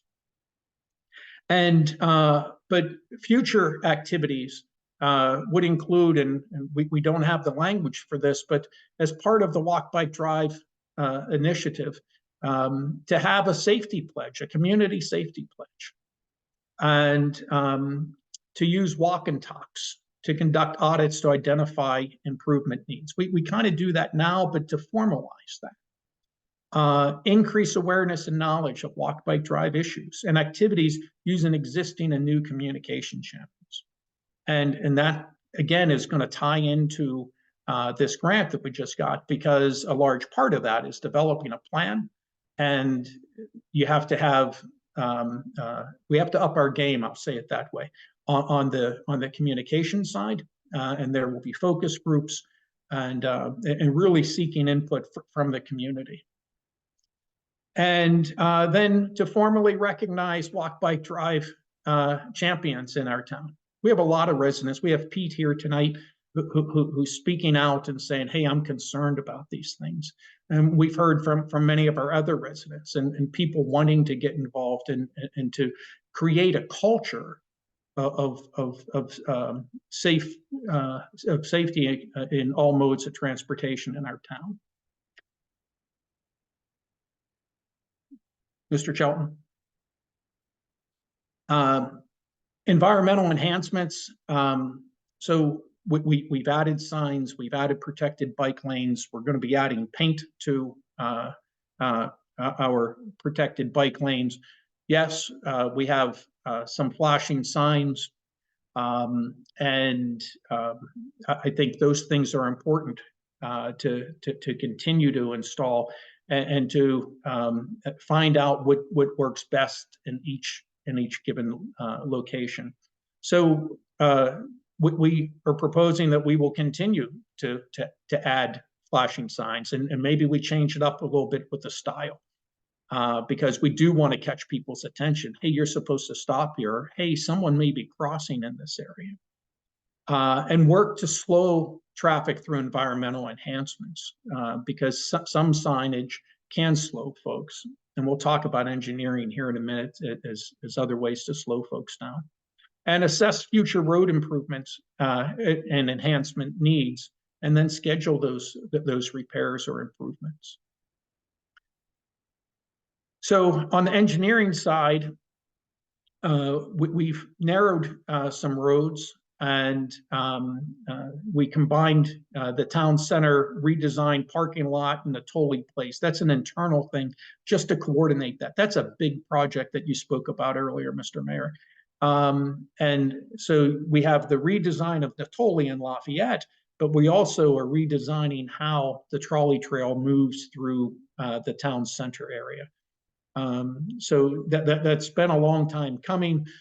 We have the funding in place, and staff are coordinating to be able to kick that off with community outreach. I believe that's scheduled. Is that February, Director Lewis? Actually, to have a contract for engineering services before the end of January. Okay. Yeah. And then shortly thereafter, the community outreach. Yes. in fact, over the next 3 to 4 months or throughout the life of the project, at least 5 or 6 times, reaching out to community focus groups and other engagement activities. Mhm. And so other future activities under engineering, work with SHA to improve pedestrian crossings on state roads. That has to be a core part of what it is that we're doing here. Adopt a complete street policy or plan. That's part of the Safe Streets for All grant. Prioritize location for curb ramp installation, accessibility ramps. Adopt a universal design approach that emphasizes improvements that meet the needs of all users. And provided it's created, engage the advisory committee and community members on roadway designs and needs. Identify opportunities to refigure roads and intersections to improve safety, and use the Safe Streets for All funds to install quick build projects. And we'll talk about demonstration projects here in a few more slides.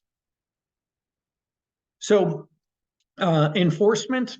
So we have our automated enforcement, and we also do some.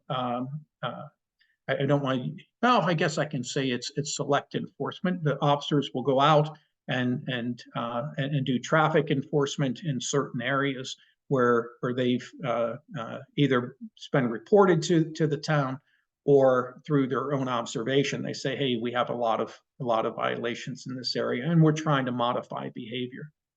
And so future activities, we're working on finalizing the agreement for the red light cameras. But staff are proposing, and again, I would envision having a conversation with the mayor and council just on this, but expanding the use of automated enforcement cameras for speed. There's a provision in state law now that would allow us in our residential neighborhoods to add automated enforcement for speed. And under the residential provision, different than the school provision, even though it's the same area for us, there's a provision that would permit the town to expand the hours in the days. So it wouldn't necessarily have to be just during school hours and on school days. It could be 7 days a week, 24 hours a day if the council so chose. So that's something that we would like to come back to the council and talk to you all on at a future work session, and work through that process. And it's an opportunity from the staff perspective to modify behavior. And then participate in enforcement grant opportunities, and we do that now. Now that we have Laverne concentrating on grants in addition to ARPA, we've seen some success there just in the 6 months that we've refocused that position, and we would continue to do that. And then increase public awareness of roadway safety using kiosk and on-the-street presentations, especially in high injury areas and adjacent to schools. So the last core element deals with, Mr. Shelton, deals with evaluation, and annually collect and analyze crash data, including demographics, environmental conditions, to inform our improvements, to inform our plan, to inform our communication plan. And then we would make changes as things change. Review the automated enforcement data quarterly to identify trends and impacts of improvements. Routinely review reports of unsafe acts and unsafe conditions. That's two things that lead to accidents. You either have an unsafe condition or an unsafe act. You can have lots of contributing factors. Identify changes in the high injury network.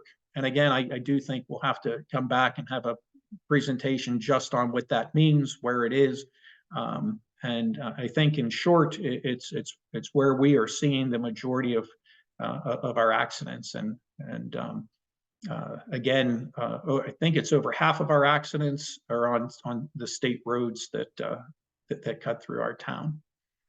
And then monitor progress towards achieving the goals, and then prepare an annual report on progress made and impacts of crashes.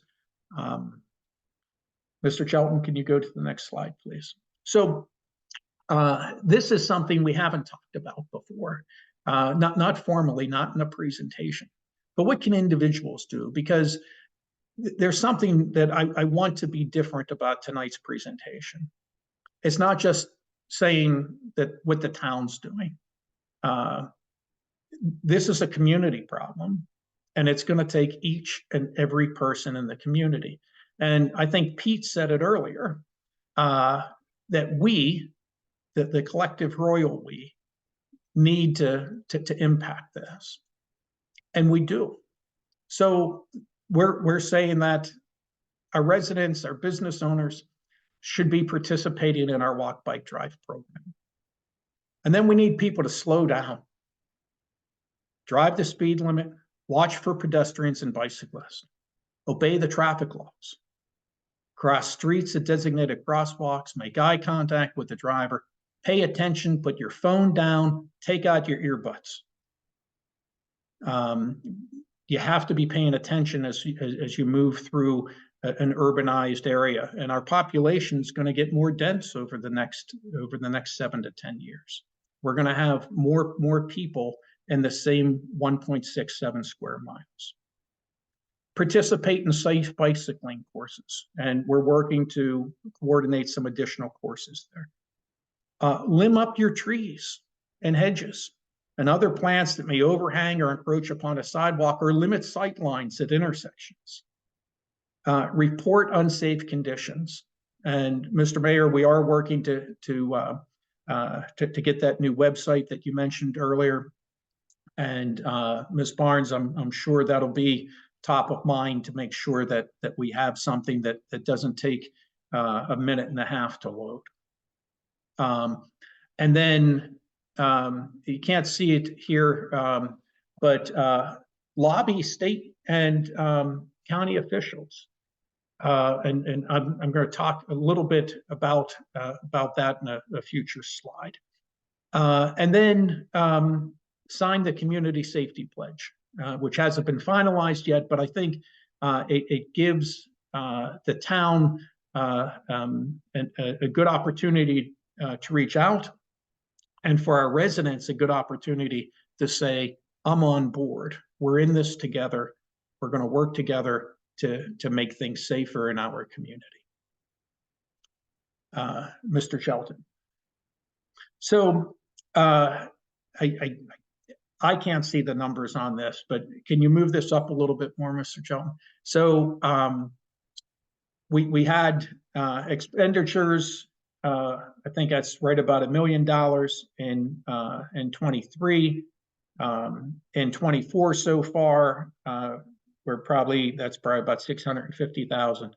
But we have $3 million budgeted. Now this includes all of our various street projects. A lot of this money is ARPA money. And so these are streets, these are sidewalks, this is lighting. So we also have federal grants that we've been using for the lighting projects. And so I'm sharing this because it's important to understand we are doing things, but I want to go back to one of my earlier comments, and that is there's much more that still needs to happen. Next slide. So that takes us to the evolution of Walk, Bike, Drive. Where do we go from here? And what staff are proposing is, well, we have these 8 areas that we've already talked about a little bit, but I want to dig into some here. So whether it's infrastructure assessment, improvement, or data evaluation, or community engagement, preparing the Walk, Bike, Drive plan document, demonstration projects, lobbying our state and county partners, diversifying funds, and plans to create a walk, bike, drive advisory committee. Mr. Chelton. So we've been doing some assessments here. So we all know that there's portions of the town where we do not have sidewalks. There's some streets that when they were plotted in 1920, there were no sidewalks installed, and there's never been sidewalks on some of these streets. And so if we wanted to add sidewalks to every street and have them on both sides of every street, the ballpark number is about 120,000 linear feet of sidewalk. Now, for missing sidewalks or sidewalks where there's just to have them on one side of the street, that number is much more manageable. Because 120,000 linear feet of sidewalk, that's a really big project. And that's the type of project that we would be seeking federal funds for. We also know that we need to add curbs and gutters. We know we need to add streetlights. We know we need to improve stormwater inlets in these upgrades. You can't just add a sidewalk if you have an old stormwater inlet there. You have to take care of that at the same time. And that adds to the cost and the complexity of the projects. What we're taking a look at are the number of blocks that need the accessibility ramps and number of blocks that require upgrades to crosswalks. And so we'll have those numbers in the next few weeks. So when we look at crash data, when I reviewed this, it gave me pause. And I think it should give us all pause. So I mentioned that we've had 6 fatalities in these 5 years. But when we look at the number of accidents with injury, the property damaged accidents, when we look at the number of pedestrians or cyclists struck, we're at 19 so far for this year. It's 17 and 21, we had 15 in 2019. And we look across that bottom row for how small of a landmass area we are. These numbers really speak to the need to do everything we can from an environment standpoint. And again, I think the town has a good track record of doing good things, of putting projects forward, of filling in those sidewalk gaps, of adding speed humps, of creating the protected bike lane. And so there's good things happening. There's just much more to do. Next slide, Mr. Chelton. So I mentioned earlier about automated enforcement and not shying away from it, and in terms of talking about it. We added cameras since 2019. And during the pandemic, not that it's over, because it's certainly not, but during the height of the pandemic, people were driving, and kind of still are, much faster in town. And these numbers bear that out. And so it's like, all right, so we're 18,000, 2019, 37,000, 52,000 citations issued. No wonder we have the number of accidents, because people are driving too fast in our town. And so engineering, environmental enhancements, enforcement, education, all with an eye towards equity and evaluation. And we just have to keep it up. And yes, so next slide, Mr. Chelton. So on community engagement, develop new and innovative outreach and engagement strategies, and create diverse focus groups as part of the Safe Streets for All. And create, again, there's a theme here almost, the Walk, Bike, Drive Advisory Committee. And next, Mr. Chelton. So this plan that I've mentioned several times, what would this plan do? It would formalize and capture the objectives that we've been talking about and the strategies for our Walk, Bike, Drive Safety Initiative. And we would develop it in such a way to meet the requirements of the grant.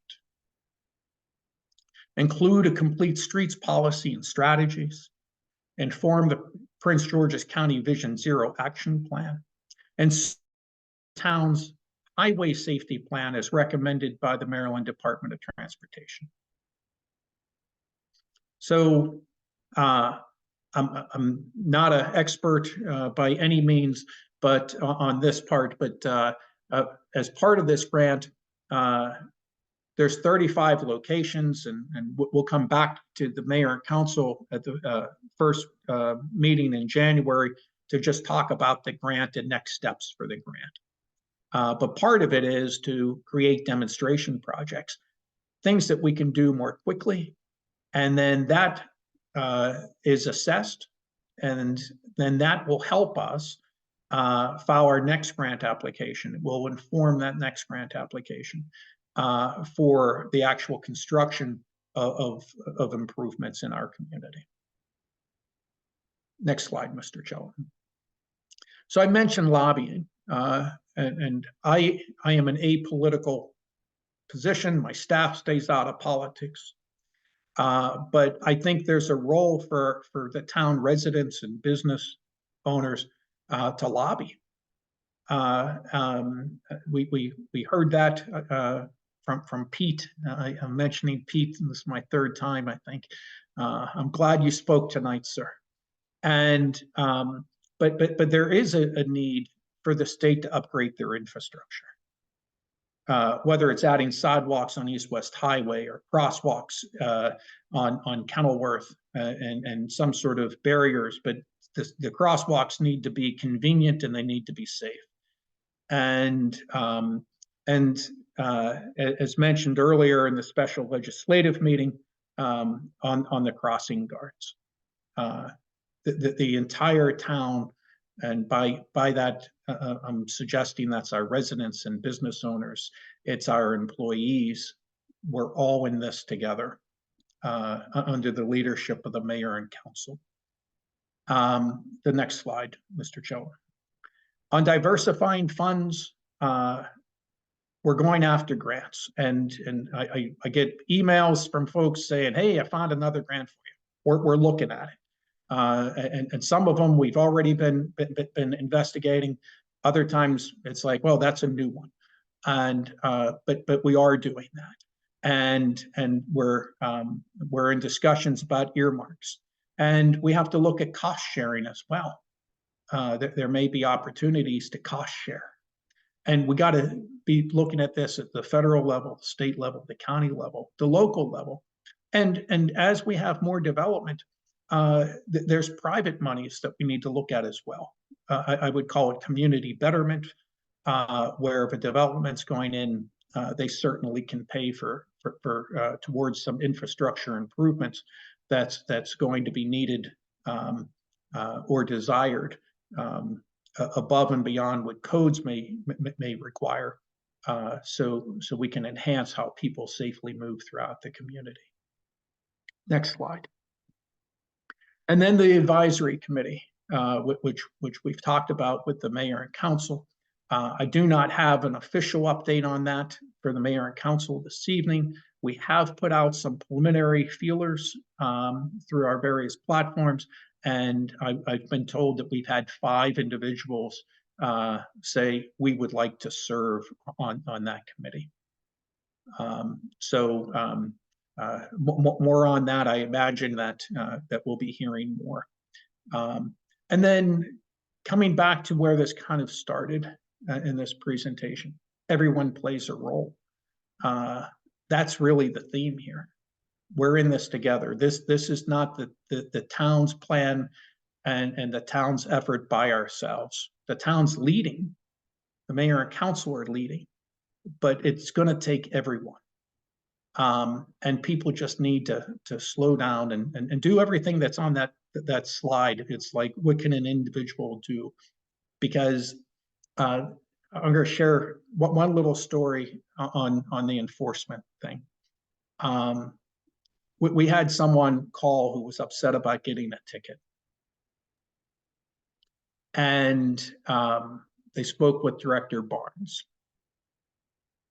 And they were quite upset. And they said, I got this ticket. And Director Barnes tried explaining why we have automated enforcement and what it is that we're trying to do.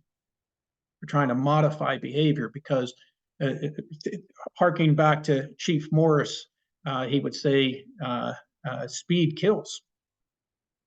And so Director Barnes endeavored to share that message.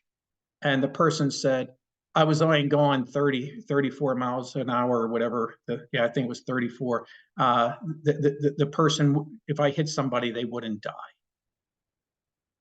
So to have someone who actually verbalize that's what we're up against here.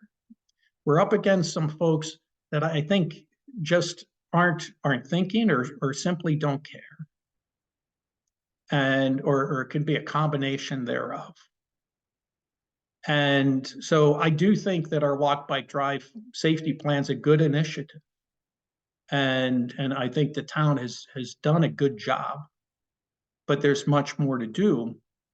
And from the staff perspective, we're putting together plans, we're putting together proposals to bring forward to the mayor and council to really take this plan to the next level. And with that, Mr. Mayor, if anyone has any questions or comments for the staff team, we're here to answer. Thank you, Mr. Town Manager. We'll start, as we usually do, with council questions and comments. Mr. Mayor. Councilmember Inyang, go ahead.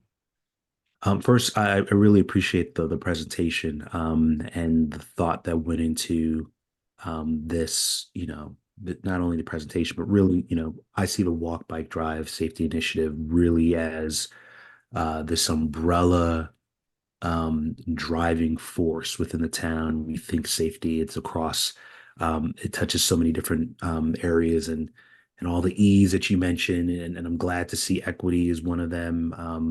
I think I've mentioned, we've had a lot of conversations in these meetings about how we inherit the town's infrastructure the way it is, and it's sort of our responsibility to try to improve it.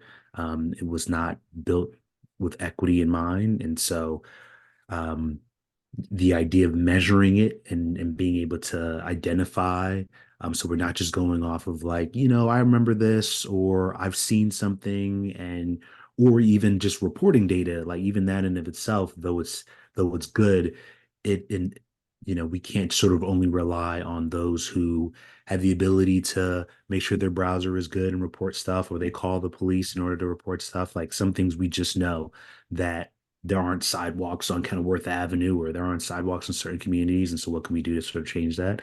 And I'll just close with like two things. One, super excited about the committee. I've had multiple people reach out to me saying, hey, I've applied, just to let you know. And I think there's a lot of enthusiasm about that. And so I think getting a group of residents, experts, community members engaged in this is, I think, a net positive. And two, glad to see about diversifying funding. I think even something like this we will benefit from a level of transparency from, like, hey, we applied for these things. These are on our radar. Maybe we're going to tackle it the next fiscal year. One, it just gives everyone that sense of confidence that, like, hey, the town is aware of stuff. And then two, if there are things that we're not on up to speed, everyone kind of knows where we are. And it, again, cuts down on that level of, as long as you don't mind me shipping and forwarding emails from people being like, what about these, 5 or 6 things? But I think as we grow and mature and as a town, think about how we sort of expand, repeatable processes that make sense and make the life of staff easier as well. I think they're all things I'm super excited about. But This is the reason why I ran for my position was,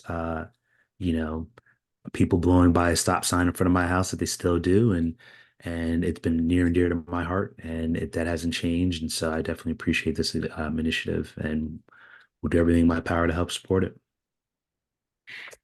Thank you. Thank you, Councilmember Young. Additional council comments? Mr. Mayor, Councilmember Foe, go ahead. I was at a child's birthday party on Sunday talking to constituents, and I said that I think we win if we are discussing pedestrian safety at every single meeting. I'm grateful for this presentation, Mr. Town Manager, and the staff helped put this together. And I'm excited to do work moving forward. So that's it. Thank you. Thank you, Councilmember. Additional council comments or questions? Mr. Mayor, Councilmember Kellogg, go ahead. I commend the town manager and staff. This is his own profession. I'm so happy the way he made his presentation. I'm glad for him. I thank him. Good job. Thank you. I stop there. Thank you, Councilmember. Additional council questions or comments? Councilmember Lingua, go ahead. Thank you very much, Mr. Mayor. What I find really interesting at tonight's meeting is the juxtaposition of the update on the bridge and this presentation. And as thorough as this presentation is, and as much effort has gone into this, as much effort has gone into this development, this evolution, and carrying on these, implementing these policies as an expression of what we're valuing here to have a safe community. I think our biggest challenge is having those dialogues with stakeholders like SHA and the county, and even the folks over at the University of Maryland, Mr. Ullman and company, who came through and told us of what their hopes and aspirations for the Discovery District, and of which we asked them, are you familiar with our vision and commitment statements? And I think we have them on record saying that they're going to follow them. Well, I hope stakeholders that we engage, who, be it public or private, be it folks who are coming here to, as the saying goes, to come grow with us, I hope they embrace this walk, bike, drive safety initiative as much as we are as a community. And I think for us to meet this challenge, that these stakeholders embrace this as much as we do, is really going to be an effort for all of us to make anytime that we're talking with any folks involved in whatever aspect of a project or a operation or a business in this community. And it's just going to be ongoing, and it's to a point that it really just becomes part of a culture of living here. And it's just something that we're just going to have to be very persistent on and very determined to uphold and maintain.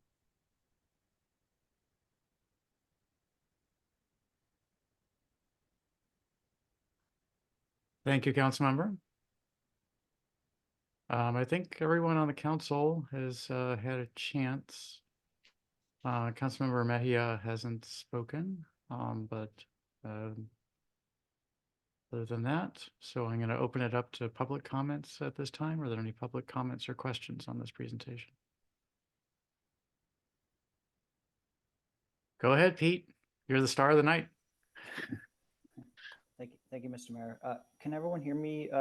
My Yes. child has gone to sleep, and I'm talking quietly. We can hear. I can hear you. Okay. Thank you, Town Manager, for that presentation. I guess a couple of questions off the top. The what can individuals do slide, can that be made public or shared, or the slides generally, or just that slide? Yes, so, Mr. Mayor, can I respond? Please do. So, a couple of things. We're going to be redoubling our efforts on our communication and our outreach. We currently put things out on our social media a lot on this, but we're rolling out a constant contact platform, and we certainly will include this in that platform, as well as through our other modes of communication. I will also say that we will try to reach everyone where they are, because some folks are not online. And so whether it's the town crier or word of mouth, we have our police officers who carry this message to their community meetings and one-on-one discussions with our residents. Same with our public works staff, everyone who's engaging someone. My expectation is that that this message of what we all can do is carried forward. So I hope that answers at least in part your question. Yes, sir. Thank you. Mr. Town Manager, if I can just jump in right there, I would also suggest the informational signs that we have around town. If we could put what residents can do on that as well. Absolutely, sir. Okay, go ahead, Pete. The reporting of unsafe acts and unsafe conditions in prior to a refreshed website and a refreshed means of doing so, is it still recommended for residents to use police dispatch to report those things? Well, I think that we do have the report of concern. Unfortunately, you've had a bad experience with that. There is a way, and if you put your contact information in the chat, Director Barnes will reach out to you to correct that. So I think the report of concern helps, but folks can always call the 301-927-4343 number, the non-emergency number. Chief Turner, is that a good way for people to report unsafe conditions that they see, as well as unsafe acts if someone's driving aggressively or things of that nature? Yes, sir. That's the quickest way for us to respond. Thank you. So if it's something in the moment, then call that number for sure, because we may be able to respond to a situation if we have someone nearby. Okay. And Pete, that number 974-301-974-343, just to be clear, is the fastest way to get in touch with the police. It's the non-emergency number, but it's if you dial 911, then the county's going to take a little while to figure out where you are and forward the message onto the same number. I think that's the one in my contact list here. Yeah. The NDEs, that I'm switching topics. The NDEs, including equity and emphasizing equity as a new E, is awesome. I think I see people. I see young people trying to get around, as you all know, and I see there's in particular in my neighborhood, there are some elderly people. There used to be a man with a cane who could barely make his way to the store, and then there's children who are trying to maybe get across the entranceway into town center or something, and their parents have to scurry and make sure they don't get ahead of them, because they're concerned about the cars, and so. Including our young and our old and our disabled is just because when they're moving around, they use the word vulnerable. They're vulnerable because these these vehicles are moving around them and they can't protect themselves. You talked about, there was a slide in there about education and educating what drivers should do and how drivers should behave. And I think that's obviously it's important and to say those things out loud. But I think with the cut through traffic, there's a lot of drivers who we're not going to reach them. And I made a list here of things I said speed, distracted, no signaling, no stopping, no eye contact. You know, cars have tinted windows. They don't signal. They don't stop at the stop signs. They're looking at their phone and they're driving fast and they're cutting through our neighborhood. And those people are not going to see this list. They're not going to read the signs that we post in our neighborhood. And so this is not a criticism. It's an observation of we're trying to modify behavior. So that's why you have these other means of modifying. And I think like the 24/7 speed camera is awesome. If we can implement that in more places. I just saw one on maybe across the post office on Route 1. There was a little box. It was very, very obscure or very you wouldn't notice it if you weren't looking for it. And so things like that, because that'll pick up on those drivers that are doing all those. Well, I guess that'll just pick up on one factor, the speeding. But and then crosswalks. One behavior I've seen in crosswalks is aggressive behavior. Is drivers, the pedestrian will be in the crosswalk. This happened to me personally at the Taylor Road near the elementary school. The final crosswalk before you reached East-West Highway, the driver will just encroach upon you. You're halfway across the street, and they'll try to go around you. And so the pedestrian should have. I think once someone's halfway through the road, they should be, yielded to. I mean, it's kind of the point. But people will if they're not patient enough, even. That is the law. So the law Okay, says yeah. that you have to yield while they are in the crosswalk period. So I've seen people the crosswalk at town center, going to the railroad tracks. I mean, people will they see you there and you make eye contact and they try to go around you while you're in the crosswalk, and it's aggressive and it's nervous, or it makes you it's terrifying actually. I'm an able-bodied person. If I have my son with me. Overall, this plan, if this bike walk drive initiative, I think if we continue to iterate and execute and evaluate on this, I think it will play a powerful role though in improving safety. And I'll close kind of connected with what Councilmember Lingua was talking about with culture, that I think like every time a resident of our community steps onto our sidewalks and our crosswalks, they are on foot. They are not in a 3,000-pound box, and their flesh is out there on the road and exposed. And one thing that we as this governing body and the community needs to do is keep our residents alive.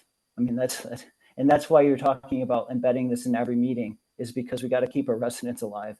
And so every time someone sets a foot on our sidewalks and our crosswalks, there's a risk to them, and we need to mitigate that risk. So I thank you for all listening and all of the work that you're doing to move in that direction. And I look forward to lots of progress next year. thank you, Pete. Yeah. Any additional council or public comments on this presentation? Staff has gotten used to me saving my questions and comments till the end. Let somebody else have a shot at them first. I'm going to start with the what can individuals do slide, the one that Pete was discussing. And I will say that I've always done this, but I've been aggressively observing the traffic laws for the last 4 weeks, really aggressively. So it says speed limit 20. That means that's the fastest you should go. 22 is over the speed limit. You are beyond the speed limit. And stop signs, you're supposed to stop. That means that your speedometer is supposed to say 0 miles per hour. And then you can start up again and move again. And I'm just going to say that if a lot of people in town, if town residents, when they drove like this, aggressively observing the speed limits, aggressively observing the stop signs, aggressively observing all laws, it would be really irritating if you were a cut-through driver. And we're going to have less of them. And that would be a good thing. I know that when I am driving to places west, then when East-West Highway intersects with New Hampshire and narrows down to 2 lanes as it enters Tacoma Park and slows down and has lots of stop signs, that it makes me, if I'm in a hurry, not want to go that way. So I'll get on the Beltway. I only go that way if I'm going to Tacoma Park and close pieces of Silver Spring. That's a good thing. I'm not cut through traffic there. I'm sure that a lot of other people are the same way as I am. And we should aim to be a place that people don't want to drive their cars because the drivers there are slow and irritating. And you have to stop at every stop sign because there's everybody in front of you and behind you is stopping at every stop sign, and make it work. So I'll just add that to that slide, that it's not just individually do it, but doing it individually will have an impact on everyone. Going back to slide number 7, activity supporting core element number 1. Mr. Shelton, can you take the screen back, please?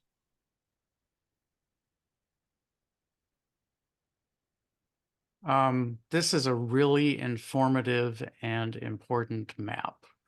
And I just wanted to dig in a little bit about how, so it has pedestrians struck.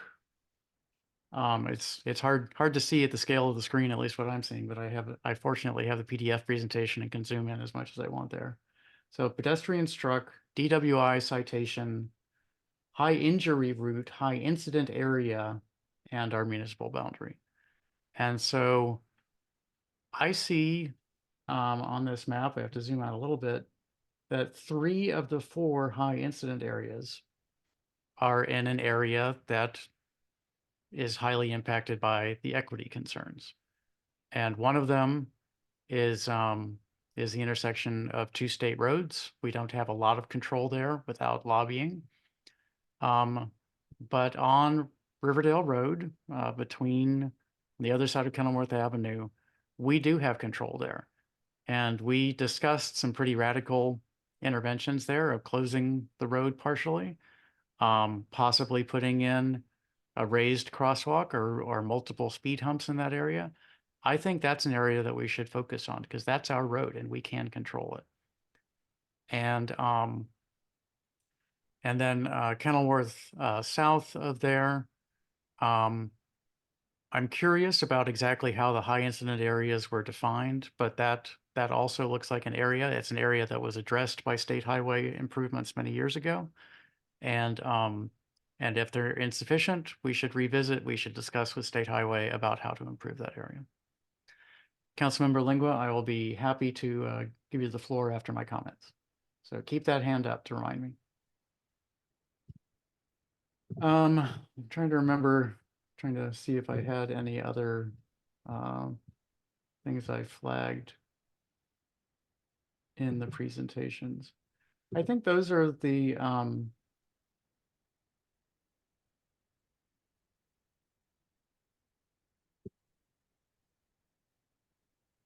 yeah, those are the big issues. So I will cede the floor. Councilmember Lingua, go ahead. Thank you very much, Mr. Mayor. To that point you're making about that section of Riverdale Road that essentially traverses east from Kenilworth and connects with East-West Highway. Years ago, when the renditions were first made for the project that was done in Dennis Nola's class at University of Maryland, envisioning this area and what it would look like developed. All of the presentations had that road closed. Hmm. Every one of them.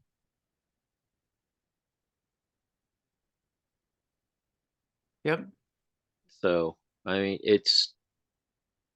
and a lot of that, what they were envisioning was an area that was much more walkable Hmm. while traffic could come through, but it was made for folks in and around that area, both in the municipality and the, tangential unincorporated areas, that it became a much more walkable area for everyone in that area, in that vicinity. So it's something that has been considered. I think it's something that we do need to consider, especially with the Purple Line stop coming in there. We may want to consider that a public transit access only,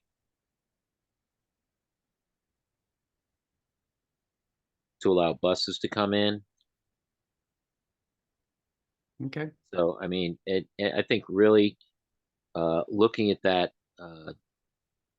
would make a difference in that area, and hopefully would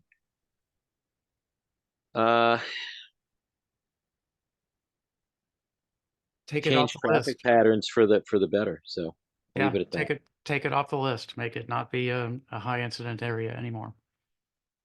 Agreed. So I remembered the last bit of my comments, and that is I attended a meeting of the Smart Cities Initiative on November 10th. I had the day off from my day job and was able to attend the meeting, and there was a presentation. I don't remember the name of the company, but it's a company that makes suggestions for improvements in walkability. And the studies that they gave showed that improving walkability improved essentially everything in communities like ours. So the quality of life is so tightly tied to walkability. And I would think that bikeability and walkability walk hand in hand, or bike hand in hand. And so focusing on those, and we have the Drive initiative, but maybe we should de-emphasize cars a little bit in our community. We have enough of gigantic state roads, and those are not going away. So maybe we should focus a little bit closer on improving pedestrian issues, because those studies, that research really showed that that was the direction to go to improve all sorts of quality of life, all sorts of economic and social outcomes improved with better walkability. So that's my last comment. Any additional council or public comments before we move on to the next presentation? And it's almost 10 o'clock, so we've had a lot of discussions tonight. Okay, let's move on.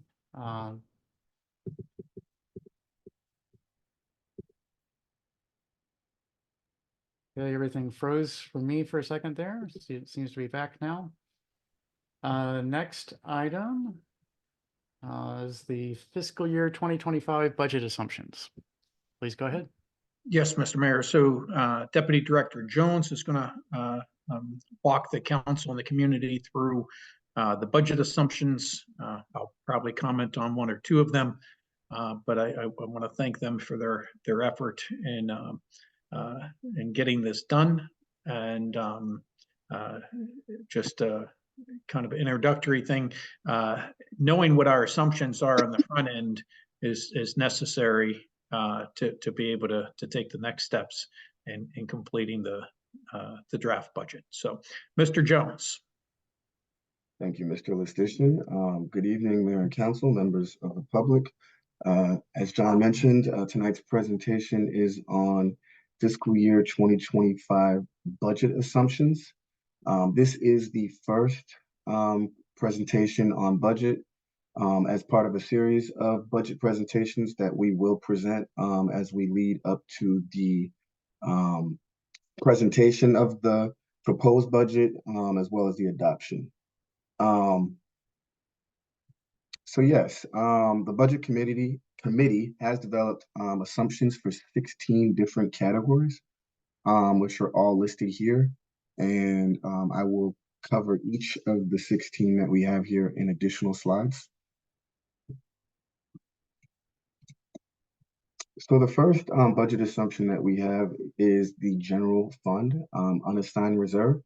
The budget assumption that we have for the general fund is that the town shall maintain a general fund assigned reserve balance of at least $3.3 million.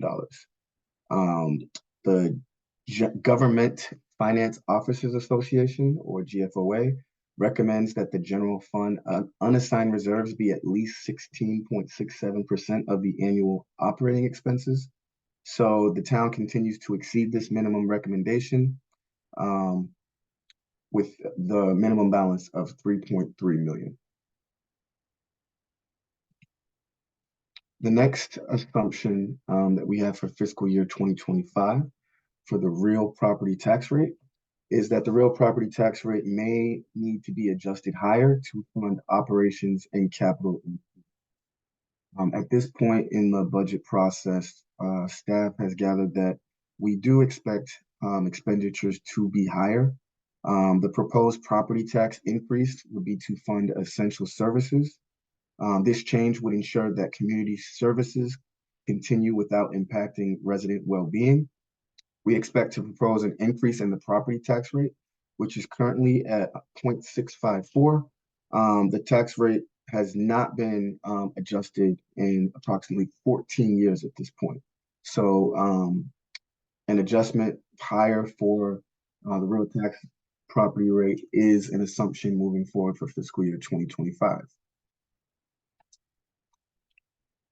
The next budget assumption item that we have is the business personal property tax rate.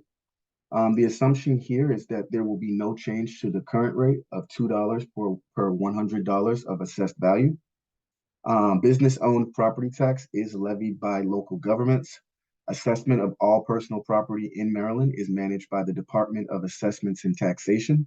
Personal property includes items like furniture, fixtures, equipment, machinery, tools, supplies, and inventory. In July 2022, Maryland raised the exemption amount from $2,500 to $20,000, which reduced the tax burden for businesses. This did have an effect on the town as business personal property tax rate with the higher exemption, it led to a reduction in the amount of taxes that the town receives. So at this point, the assumption moving forward for fiscal year 2025 is that there will be no change to the current rate. The next assumption is operating public utility tax. The assumption we have here is that there will be no change to the current rate of $2 per $100 of assessed value. Maryland classifies utilities as public service companies. Utility company valuations are done using the unit method because of the interconnection of their real and personal property. Assessments are provided to local governments, which then generate property tax bills using local tax rates. The public utility properties for taxation include land, buildings, and personal property like poles, lines, cables, meters, mains, and other operational equipment. So again, the assumption here is that there will be no change to the current rate of $2 per $100 of assessed value. The next budget assumption is going to be applied to admissions and amusement tax rate. The budget assumption here is that there will be no change to the current rate of 5% of gross receipts for eligible activities. So the admission amusement tax applies to gross receipts from admissions, recreational or sports equipment rentals, and sales at nightclubs or similar entertainment values. Maryland's counties and municipalities impose this tax with an additional state tax for electronic bingo and tip jars. The state comptroller's office collects the tax. After deducting administrative costs, the collected tax is returned to the imposing local jurisdictions. State-specific revenue and tip jars do contribute to the state of Maryland's general fund. But at this point, the assumption here is that there will be no change to the current rate. Next on the list is fee schedule. The assumption here is that there will be modest changes to the fee schedule. Listed here on the screen as well, we have the various fee categories. The first being rental licensing and inspection, business licensing, administrative fees, fines and forfeitures, planning and code permits, and lastly, parking permits. At this point, the town code does set out various charges and fees. The chapter did receive updates in 2018. The updated fee schedule is available in the appendix of the current budget. At this point, staff are in the process of reviewing the current fee schedule and exploring moving all of those fees to one chapter. And again, the assumption here is, that modest changes will be made to the fee schedule. The next assumption is for debt service, and the assumption here is that there will be no new debt. The town has 3 outstanding loans with a projected total principal balance at the end of the current fiscal year to be $1,620,000. The 2018 defeasance action had significantly decreased related debt payments. One important date is May 30th, 2026. This is the anticipated maturity date for the PNC Bank loan. This will reduce the annual debt service payment from $466,000 to $169,000. Currently, the combined annual debt service payment stands at $466,000. And the assumption, as I mentioned before, for the fiscal year 2025 budget is that there will be no new debt. The next assumption is regarding the healthcare benefits. The assumptions for healthcare is that there will be no significant increase in rates. The second assumption for healthcare is that qualifying events may increase costs. Right now, the town is a part of the healthcare benefit cooperative offering benefits through Cigna, managed by Benecon Inc. The town has traditionally contributed 75% towards the health premium cost, with the employees covering the remaining 25%. The premium rate is fixed for both fiscal year 2024 and 2025, so we don't expect any increase there in rates. But the assumption is that we may have families that are in the single plan having qualifying events that may put them in a more expensive plan. The family plan, currently the town offers a single and family with significant differences there in costs, roughly about $15,000 between a single plan and a family plan on an annual basis. So staff are exploring, are taking this into consideration. So the assumption is that these qualifying events may increase costs. Additionally, staff are exploring other options, including the state plan, at this point in the budget process. The next assumption is regarding the Health and Wellness Fund. The assumption here is that we will have to increase the balance here in the fund. The town historically has received an annual premium rebate through its participation in the healthcare cooperative I mentioned in the previous slide. A dedicated fund exists to segregate the rebates aimed at mitigating future premium increases. The fund is also bolstered by periodic contributions from the general fund. For the previous fiscal year, there was a premium refund of $40,212, which raised the fund's balance to $61,984. The fiscal year 2024 budget did not have any planned transfers, but for fiscal year 2025, the assumption is that we would increase the fund from 61,000 up to 100,000. And this is due to exposure that we may have in increasing healthcare costs. So the next slide covers the Economic Development Fund.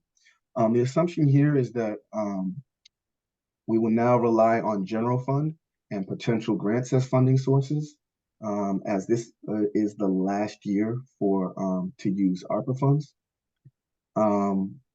So the assumption here is that we would continue to fund existing programs, but without having ARPA funds, the other assumption here is that the programs will continue, but there is an uncertainty as to what level that these programs will be funded at. Next, we have the Economic Recovery Strategy Fund, which is where the American Rescue Plan Act funds have been housed. At this point, the assumption here is that all funds have been obligated, as we have discussed in prior meetings.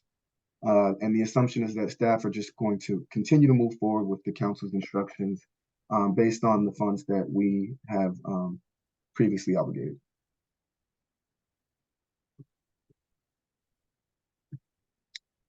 Next, we have the assessable base. The budget assumption here is that there will be incremental growth, that there will be no new construction being added for fiscal year 2025, and that there will be a minor increase due to phased-in values. Real property tax is the largest source of revenue to fund town operations. Diverse uses and property ownership add to the stability of an assessable base.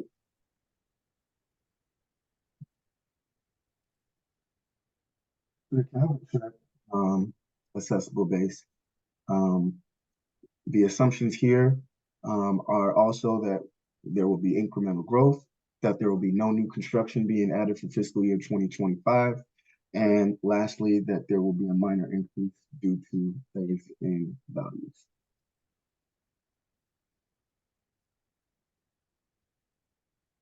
Next on the list is OPEB, or other post-employment benefits. The budget assumption here is that we will increase funds. The town has allocated funds to manage long-term liabilities for retired employees. For fiscal year 2024, excuse me, in the budget, on the fund balance sheet, you'll see that there was $128,453 being moved from OPEB to the operating budget. This transfer aids the town's actuarially determined contribution to the defined benefit. Fiscal year 2024, the ending balance was then to be $271,547. The assumption is that the town will be increasing that fund back to $400,000.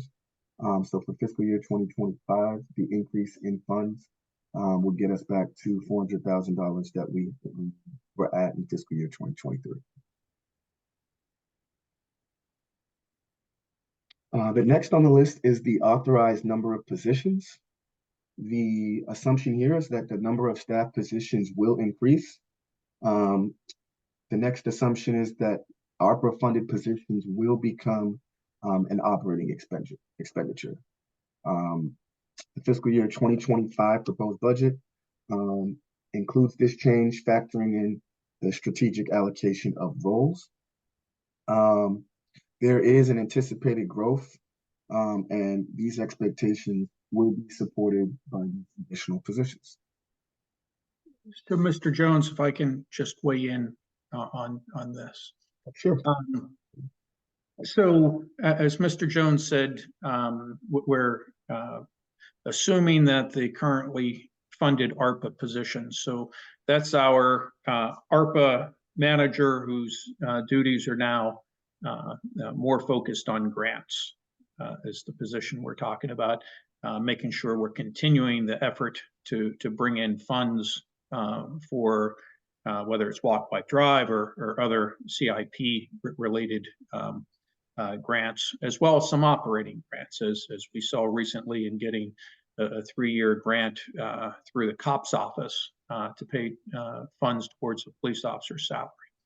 And we don't have a specific assumption tonight on what positions will be requested in addition to our current headcount.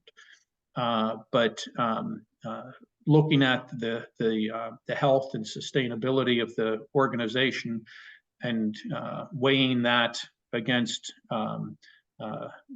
new programs and higher expectations, I fully anticipate that we will be asking for some new positions. And that ties back into the first assumption, I think is first or second, as it relates to the tax rate. Mr. Jones, I'll turn it back over to you. Sure. Thank you, Mr. Suspicion. So the next assumption is regarding the pay range plan, the cost of living adjustment, and inflationary stipend. I'm sorry. So the assumption here is that a COLA will be made for all staff positions. For fiscal year 2024, we did have a notable 7% adjustment, 3.5% for the first half of the fiscal year, and then an additional 3.5% starting on January 1st. This adjustment was in response to significant inflation and the high cost of living environment of the Washington, D.C. metropolitan area. The change in the pay range plan was a structural one. The town has traditionally favored gradual increases in COLA, typically around 1 to 2%, with merit increases up to 2.5%. So the assumption here is that there is a minimum of a 1.5% COLA with step increases between 1.5% to 2.5%.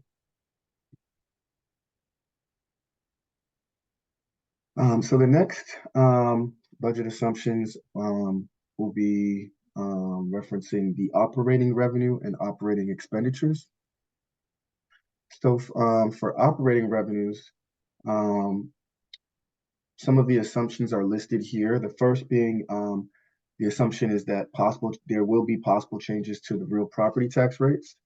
The next is the assumption that there will be no changes to the business personal property tax rates, no changes to the operating property tax rate, no changes to the admissions and amusement tax rate, possible changes in fee schedules, and lastly, possible changes to Safe Speed for Students program. As far as operating expenditures are concerned, the first assumption is that staff is to factor in to adjust the cost of goods, services, and operational expenditures. The second assumption is to project an increase in variable costs in line with both inflation and supply chain issues. The third assumption is that an increased cost of materials, labor, and other expenditures because of inflationary pressures. On the next slide, we have some key variables listed for the operating expenditures. And the first is retirement, which I'll cover on the next slide. So for the defined benefit plan, the assumption being made here for the retirement plan is that as salaries increase, benefits increase. And you can see that illustrated in the chart where we have 5 years of historical data showing the cost of the defined benefit plan. 2020, the total was $432,000. And if you look at what we have for a budget for fiscal year 2024, that figure has jumped all the way up to $703,000. So again, the assumption here is that the defined benefit costs will increase. Next is contractual services. The assumption here is that we expect a 10 to 15% increase in the cost of contractual services due to inflation. Overall, if we look at the budget impact, this will significantly impact the overall cost of the budget. Some of the cost drivers that we've looked at due to inflation are the labor cost, materials, and other expenditures. And as far as service evaluation, staff have found it necessary to assess the need and the efficiency of each contract. So if we are to contract out any additional services, the total for contractual services will increase. So again, the assumption here is that we do expect a rise in the cost of contractual services. And Mr. Jones, if I can just make a linkage here. So as we're evaluating any potential increase in staffing, Mr. Jones is referring to exploring, is it something that a third party could do more efficiently or more costly for the town? And or is it something that we need to have someone under the town's employ to complete a particular task? And so we're going to evaluate that and take that into consideration in making any proposal on growing staff. And depending, you know, we always talk about balance, but when it comes to budget, and it's more than balancing the numbers. But we're going to have to put that on the scale and make a judgment call and a recommendation to the council. Do we increase more here and less there, or more there and less here? But we do anticipate some growth in this area. Thank you, Mr. Jones. Thank you, Mr. Listician. The next key variable for operating expenditures is workers' compensation. So the town has observed a rise in workers' compensation claims originating from both present and past employees. On the chart here on the slide, you can see that for 2021, 2021, and fiscal years 2022, the workers' compensation costs were pretty flat, but in fiscal year 2023, we had a pretty dramatic rise there, up to $288,000, and then the cost for the current fiscal year has hit $300,000. While we won't have these figures until late April, the assumption here is that workers' comp will continue to rise. I will make a note that the town has committed to enhancing safety features. In the fiscal year 2025 objectives, the Office of Employee Services is intensifying its initiatives in collaboration with department managers and all employees, aiming to bolster safety protocols and diminish the incidence of work-related accidents. But even with that, we still have the assumption there that the cost will rise. And the last operating expenditure key variable that we have here is overtime expenditures. So there is an anticipation of staff shortages in the public safety department due to 5 vacancies. We are expecting a rise in overtime. So yes, the assumption here is that overtime expenditures will rise due to vacancies.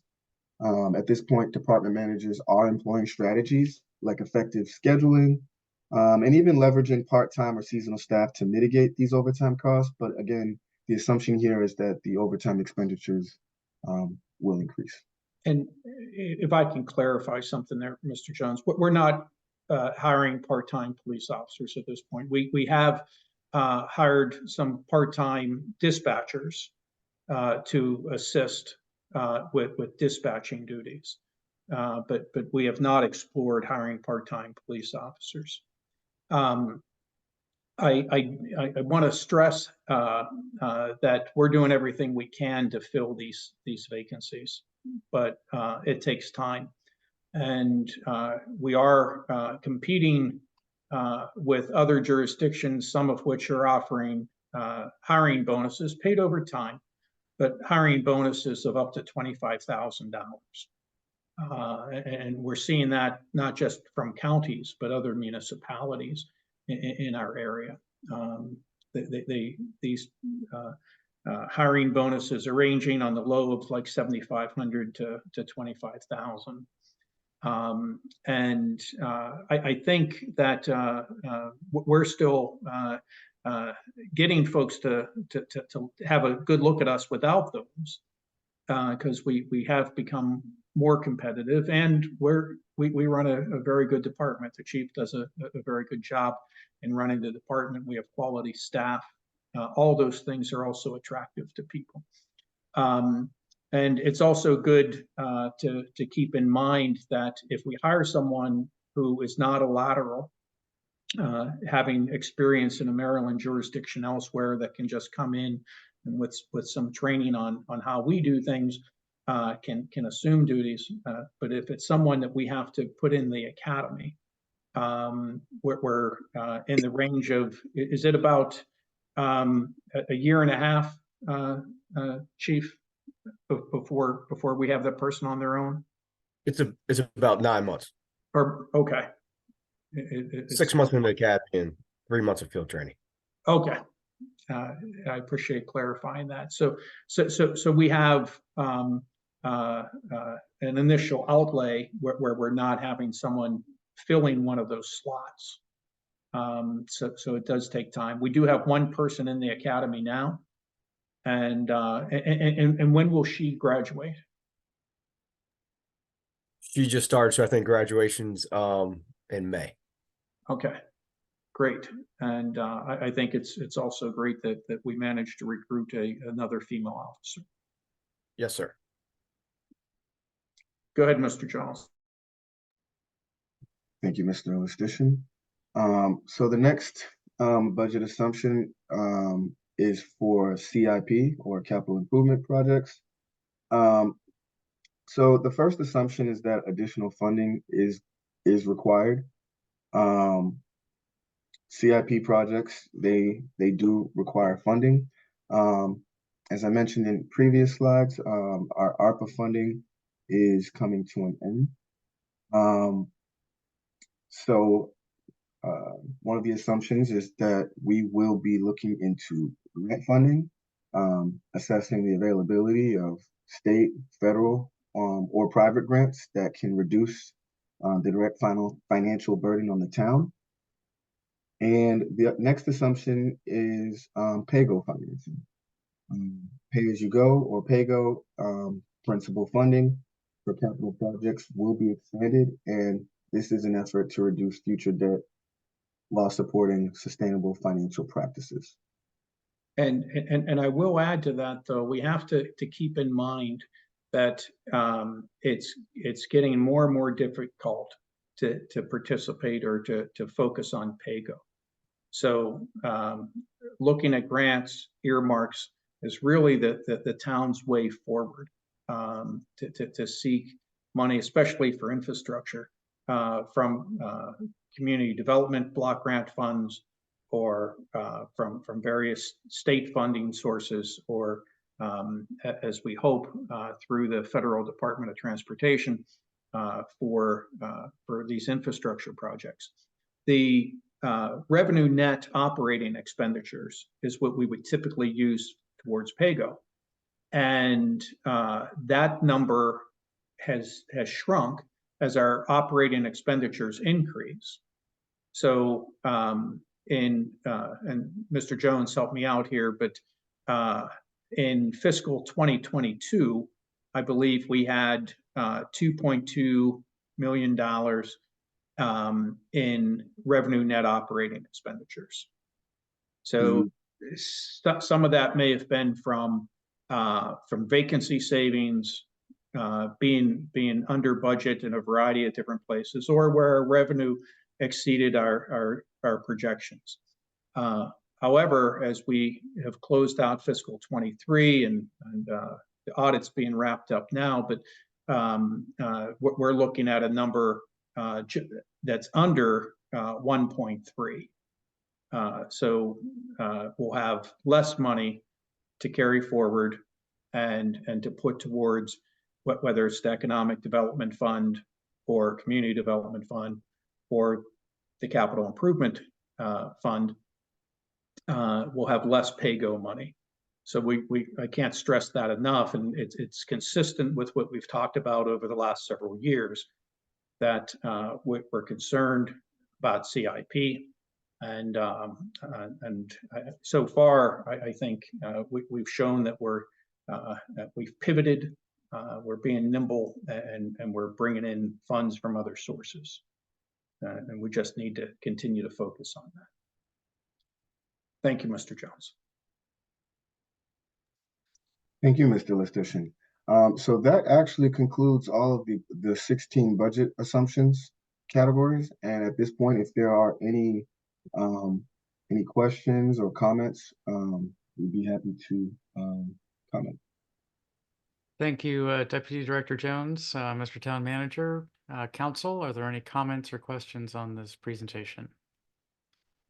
Meaty presentation, very detailed and interesting. I'm not seeing any. Oh, there we go. Councilmember Inyang, go ahead.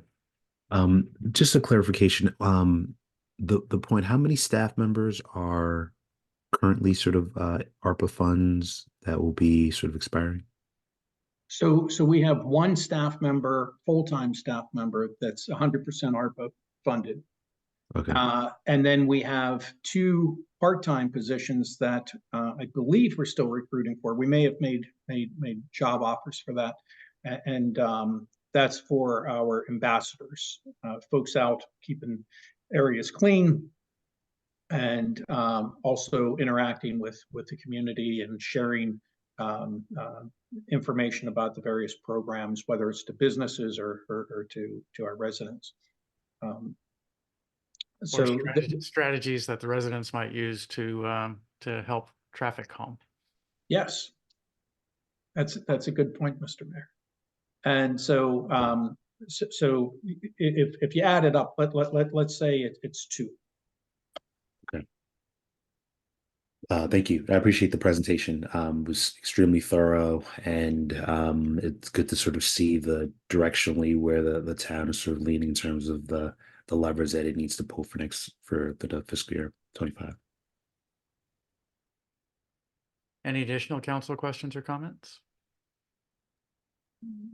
Mr. Mayor? Councilmember Foe, go ahead. I just wanted to thank staff for the presentation.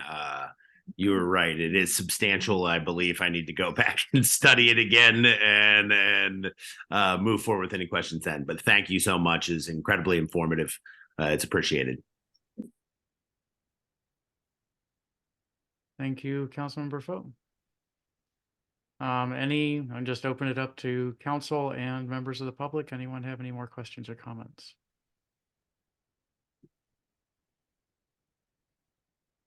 I'm watching the clock, and I'm going to ask my questions of the town manager one-on-one later in the week. I didn't have any big ones. I think I sort of knew that all of these were in the works, and so no big questions, but may have a few comments. Okay, thank you, Deputy Director Jones, again. And let's move on the agenda. Next item on the agenda is my report. I'm going to be very short. It's been 4 weeks since our tragedy, the tragic deaths of the children in the crosswalk.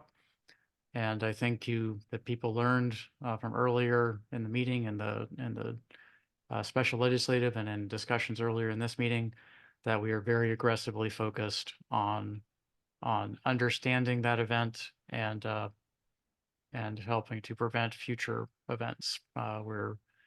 As the town manager said, we have been working aggressively on pedestrian safety for many years, and we will be working even more aggressively in the years ahead.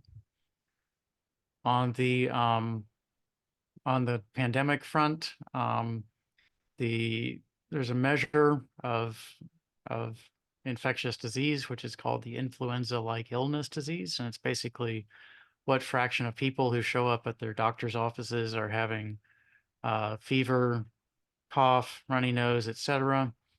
And it's all diseases, flu, RSV, everything is all lumped in together.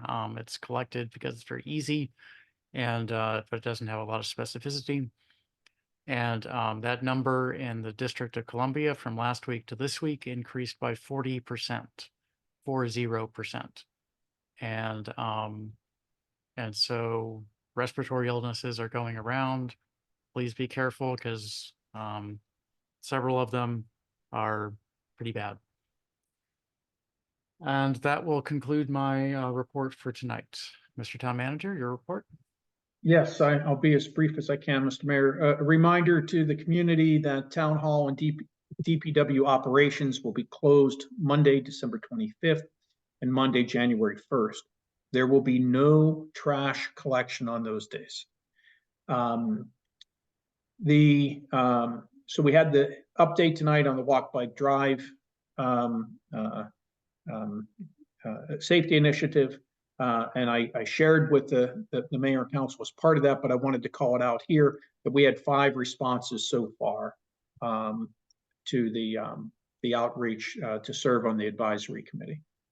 I believe I also mentioned it in the presentation, but it's on my list here, and that is the Red Speed contract for red light enforcement, automated enforcement and parking systems.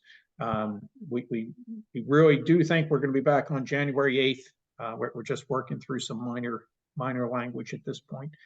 And then at the end of January, the cable franchise agreement, we have Sue Ellen Ferguson lined up to come in on the 29th of January to discuss the cable franchise agreement with the council. So starting today, there's a temporary closure of Hague Drive. It's going to be 4 to 6 weeks, and it's part of the Purple Line construction. So we're monitoring 51st Street for any parking issues or anything we have over in that area. So Hague Drive coming into the park from River Road won't be able to happen. There's also lots of Purple Line construction that's going on now, and it's best for residents to check the Purple Line website for updates. We got good news from Pepco after nudging and prodding. We've been told the expected repair of the charging stations in town center is scheduled to be complete within the next 2 weeks. So we're happy to hear that. We also received notification today from Pepco about their vegetation management efforts. So I have not gone through it carefully. I know Mike and Ivy will take a hard look at this, but they will be trimming trees and that beginning in about 10 days. So we will monitor their activities and interact with them as we always do, because I know that no one can kind of prune a tree like Pepco can prune a tree, and not necessarily leave something that looks good. So we will monitor, and we'll do what we can to protect the trees as they work to protect their asset. So we'll try to find good balance there. And that's all I have, Mr. Mayor. Thank you, Mr. Town Manager. If I may have a slight indulgence from the council, I neglected to wish everyone happy holidays, and wanted to do that. I'm so focused on the work of the town that sometimes I forget that I have some holidays coming up, and so does everybody else. I know that Hanukkah has passed, and Christmas will be starting next Monday, Kwanzaa after that. And so whatever holiday, whether it's one of those, I wish you happy holidays. And with that, and Mr. Mayor, if I can just ask for the same indulgence and say happy holidays to everyone in the community and to my staff team. I likely forgot that we have some holidays coming up. So if you have a meeting scheduled from me, feel free not to attend on the 25th or the 1st. Thank you, Mr. Town Manager. Councilmember Smith is absent. Councilmember Foe, go ahead. I mean, I thought you guys were actually going to let it get to me without saying happy holidays. I hope everyone enjoys some time off. Hopefully you get to be around loved ones or taking a much needed break. We appreciate all that you do. Enjoy your time off. Thank you, Mr. Mayor. Thank you, Councilmember Foe. Councilmember Lingua, Ward 3.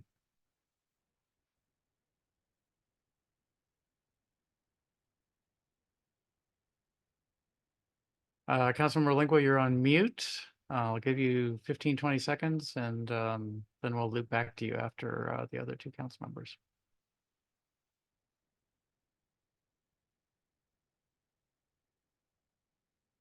Okay, Let's move on to Councilmember Inyang, Ward 4. I'll just keep it brief. Happy holidays. Appreciate that. And really, comforted in terms of like a lot of the things that were discussed here. I know it's a long meeting. We're going in extra innings, but the work that's been discussed today sort of really sets us up for the discussions in the future.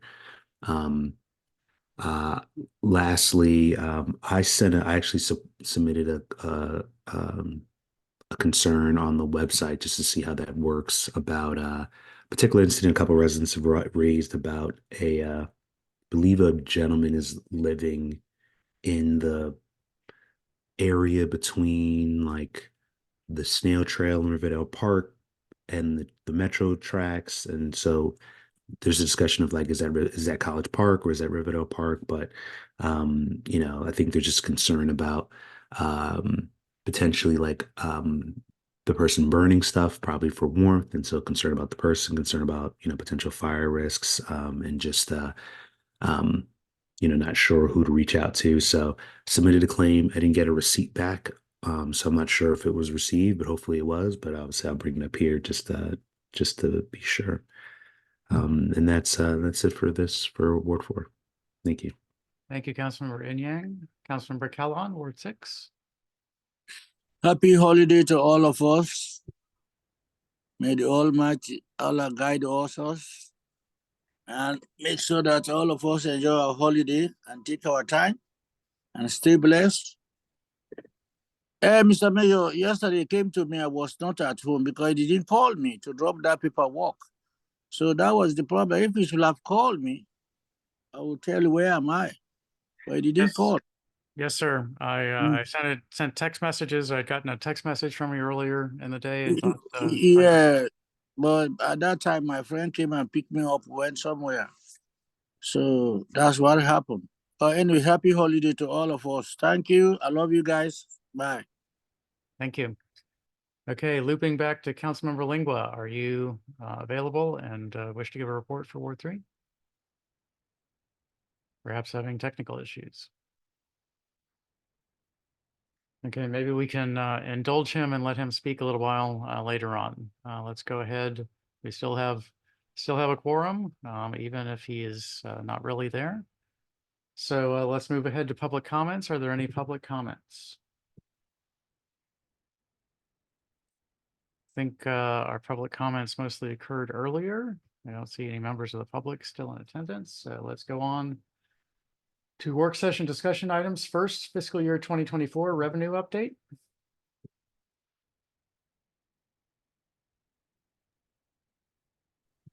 Thank you, Mr. Mayor. Tonight's revenue report is a comparison that shows the current fiscal year from the beginning of the fiscal year up to December 15th. And then it compares it to the 3 previous fiscal years from the same time period. So for the current fiscal year, in the first major category of local taxes, we have a total of $5,102,000. We look at this in comparison to the previous fiscal year. We are up, as last fiscal year we had a total of just $4,738,000. One point I would like to make is regarding the real estate taxes, 4001. So at this point, we are currently still awaiting to hear from MuniCap, but at this point, we don't see any reason why the TIF surplus that we had budgeted will not flow back to the town. This line item is billed out by Prince George's County. Currently, we are at 70% of what we had for a budgeted revenue item there. So we are in a good position there for the real estate taxes. Personal property tax has outperformed the previous year. Again, we expected this item to be lower than fiscal year 2022 and 2021 due to the threshold change. And the budget actually reflects, the 336 actually reflects 78% of what we had budgeted there. Local income taxes, we are at $398,000. which is better than what we've done in the previous 3 fiscal years. The majority of the revenue does come during the second half of the fiscal year, historically, so we do expect to continue to receive revenues there. And the last is operating taxes. Currently, we're at 88% of what we had budgeted there. So while we might not be performing as well as we did in the previous year, we are in pretty good standing. So the total that we have is 66% of what we had budgeted there, with roughly 6 months left, a little more than 6 months left of revenue expected to be received. The next major category is licenses and permits. The total we have there is 154,798. As I mentioned in the previous revenue report, major difference we have here in the current fiscal year, as opposed to the last, is the multi-family rental licenses, which was expected. The total we have is 111,000, but that was expected. We are currently at 97% of the budget, because we knew that we weren't going to receive as much multifamily rental licenses as we did in the previous fiscal year. The next major category is administrative fees. We have a total of 1,850. Last year, we had some issues as far as municipal infractions were concerned, so that number was a lot higher last year. But traditionally, the 1,850 is where we've been in previous fiscal years. The next major category is fines and forfeitures. We have a total of 18,870, which is down a bit from the previous fiscal year. Last year, we had totaled 24,000. But if you look at fiscal year 2022 and 2021, we're at 18,000 and 20,000. So the one outlier year looks to be fiscal year 2023, at least up to this point. And the last major category is community safety programs, which is where we book our speed camera revenue. This is one that we are continuing to look at very closely. Our total there is 444,000, which is down considerably from the previous 2 fiscal years, 558,000 at this point last year. And then fiscal year 2022, that number was actually 627,000. But when putting together the budget, we were conservative with what we budgeted there. We do recognize that speed camera revenue is an unreliable revenue source. So when putting together the budget, the budgeted amount that we have right now, we are currently at 43% of what we have budgeted. I'd like to also note that while we are in the month of December, we actually just received our revenue for the month of October here, as we do collect the speed camera revenue roughly 2 months behind. So while we are considerably down from the last 2 years, as far as a budget perspective, because we were conservative, we still expect to reach the budgeted amount that we have there. But again, we are monitoring this line item very closely, as it is down from the previous 2 fiscal years. So at this point, for the total for fiscal year 2024, we are at 5,722,000, which has outperformed the previous year at this point, with a total of 5,559,000. So yeah, that concludes the. Go ahead, Mr. Jones. I'm sorry. I was going to say that was going to be the conclusion of the revenue, but it sounded like you had some additional input. Well, I was going to add to the speed cameras, the Safe Speed for Student program.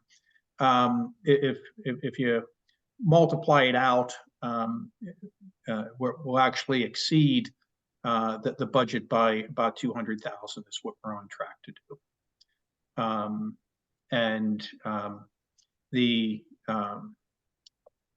I also just want to remind the council and the community, while our number is up year over year at this point, our budget's also more. So it's okay to look at it and say, well, how are we performing compared to last year? And we're performing well, but we're actually a little bit behind. Because year over year, Mr. Jones, we're what, about a 11% increase year over year in the budget, and so that's just something to keep in mind when we're comparing year over year numbers. That on the revenue side, the budget has grown. So just wanted to point that out.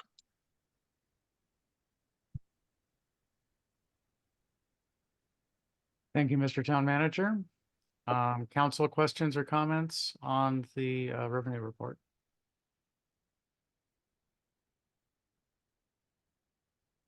Any public comments or questions on the revenue report?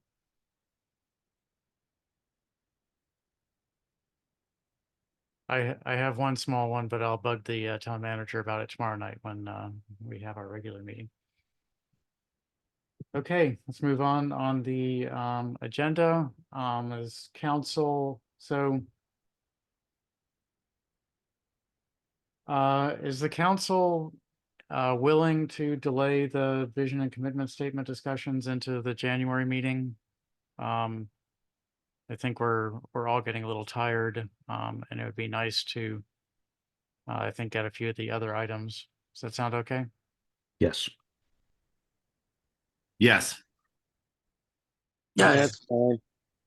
Okay, thank you all. Sorry about skipping to staff. I know you guys worked on those, but I think we need to get out of here before midnight. So let's go to item 4, town lawn mowing and maintenance service, 1-year contract extension. Director Lewis. Good evening. I'll keep this short. Staff is seeking your support to extend the Motier lawn maintenance contract for 1 year to March 2025. The current contract ends at the end of March 2024. Actually, mowing services start in April and end in November. The contractor is requesting $91,680 for services under an extended contract, up from $78,139, about a 17% increase. The FY 2024 budget for lawn maintenance services is $94,000. If refunded at this amount in FY 25, it will cover the full cost of the extension. Staff plans to solicit new proposals and select a contractor by January 2025. And we're requesting the council to authorize the town manager to sign a 1-year extension for an amount not to exceed $94,000. Thank you. Thank you, Director Lewis. Council questions, comments, concerns? Anything? 17%. Councilmember Lingo, go ahead. No, I have none. The 17% is high, so I'm glad to hear we have plans to put it out for bid again soon. But understand the issues. Any additional council questions, comments? We'll see this at the January 8th meeting. Yes. Okay. Very good. Next item on the agenda are minutes. As always, I'll encourage you to review them because should there be any questions or comments about things that happened, then what is in the minutes is what will be read back to you as something that you said. So please be careful and make sure that's what happened. Let's go ahead and move to new business. Are there any items of new business to discuss this evening from the council?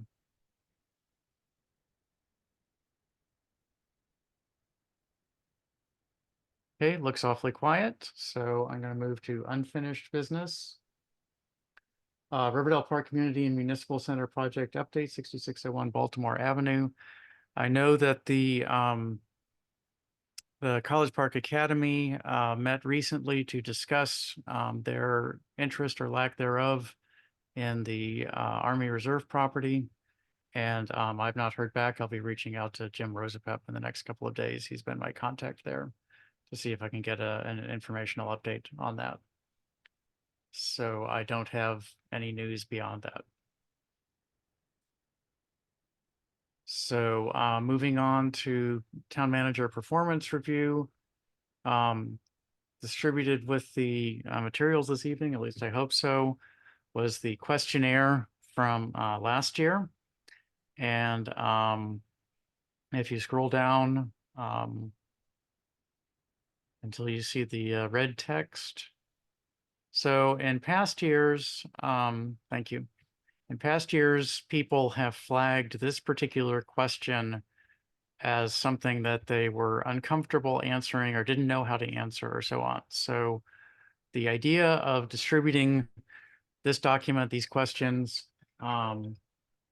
is to solicit feedback from the council to see if there are questions you think are missing, if there are questions that you think should be removed, if there are questions that you think should be rephrased.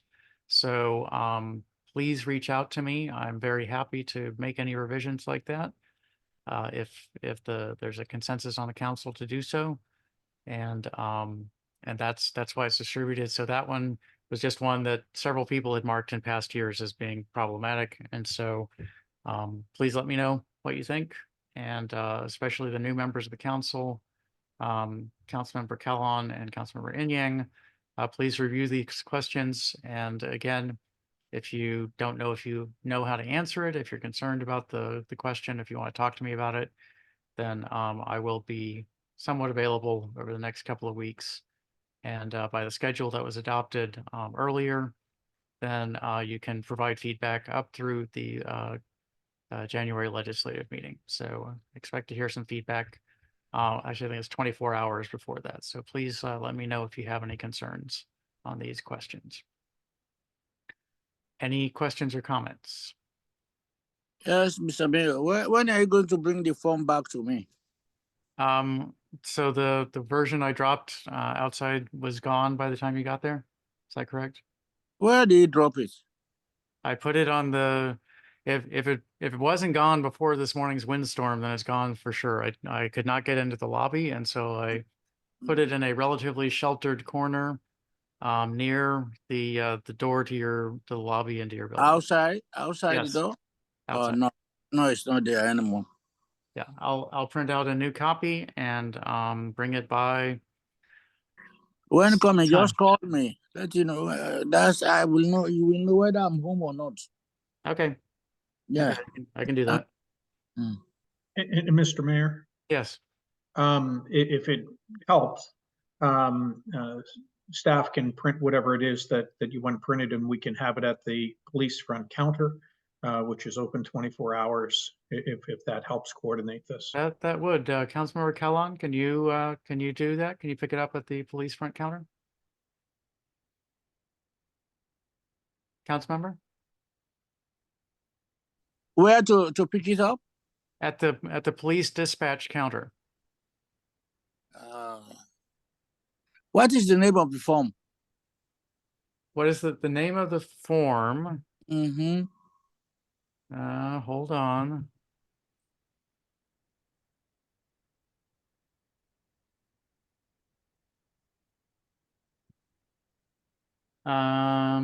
In the council packet, the name of the form is Unfinished Business Item 2 Draft Form. You mean a town manager evaluation form? Yes, that's the one. That's the one? Yes. So I will pick it at the police station? Yes. And Okay. Mr. Town Manager, when do you think that will be available at the police station? If you give us a day to coordinate, sir. Okay, so starting Wednesday morning. On Wednesday, yes. So Director Barnes, can you coordinate with Chief Turner? Certainly. Thank you. Okay, so I that, mean, Jessica is working there. well, she is there from time to time, Yeah, not every day, but she's there. Yeah, I think that is going to be the best to go and pick it from her. Well, it's going to be, it will be, if she's there, you might be able to pick it up from her. Otherwise, it will be at the police dispatch. Okay? Okay. All right. It's a Wednesday. Wednesday, yes. All right. Thank you. Okay. Are there any other items of unfinished business? Okay, we don't need a motion to adjourn. We just say we're done. So we are done. Thank you all. I know it was a long meeting. I think we had some really great discussions and information and presentations. So thank you all. Appreciate it. And happy holidays. I'll see you all in the new year. Take it easy. Take care. See you in the new year. When are they going to pay us?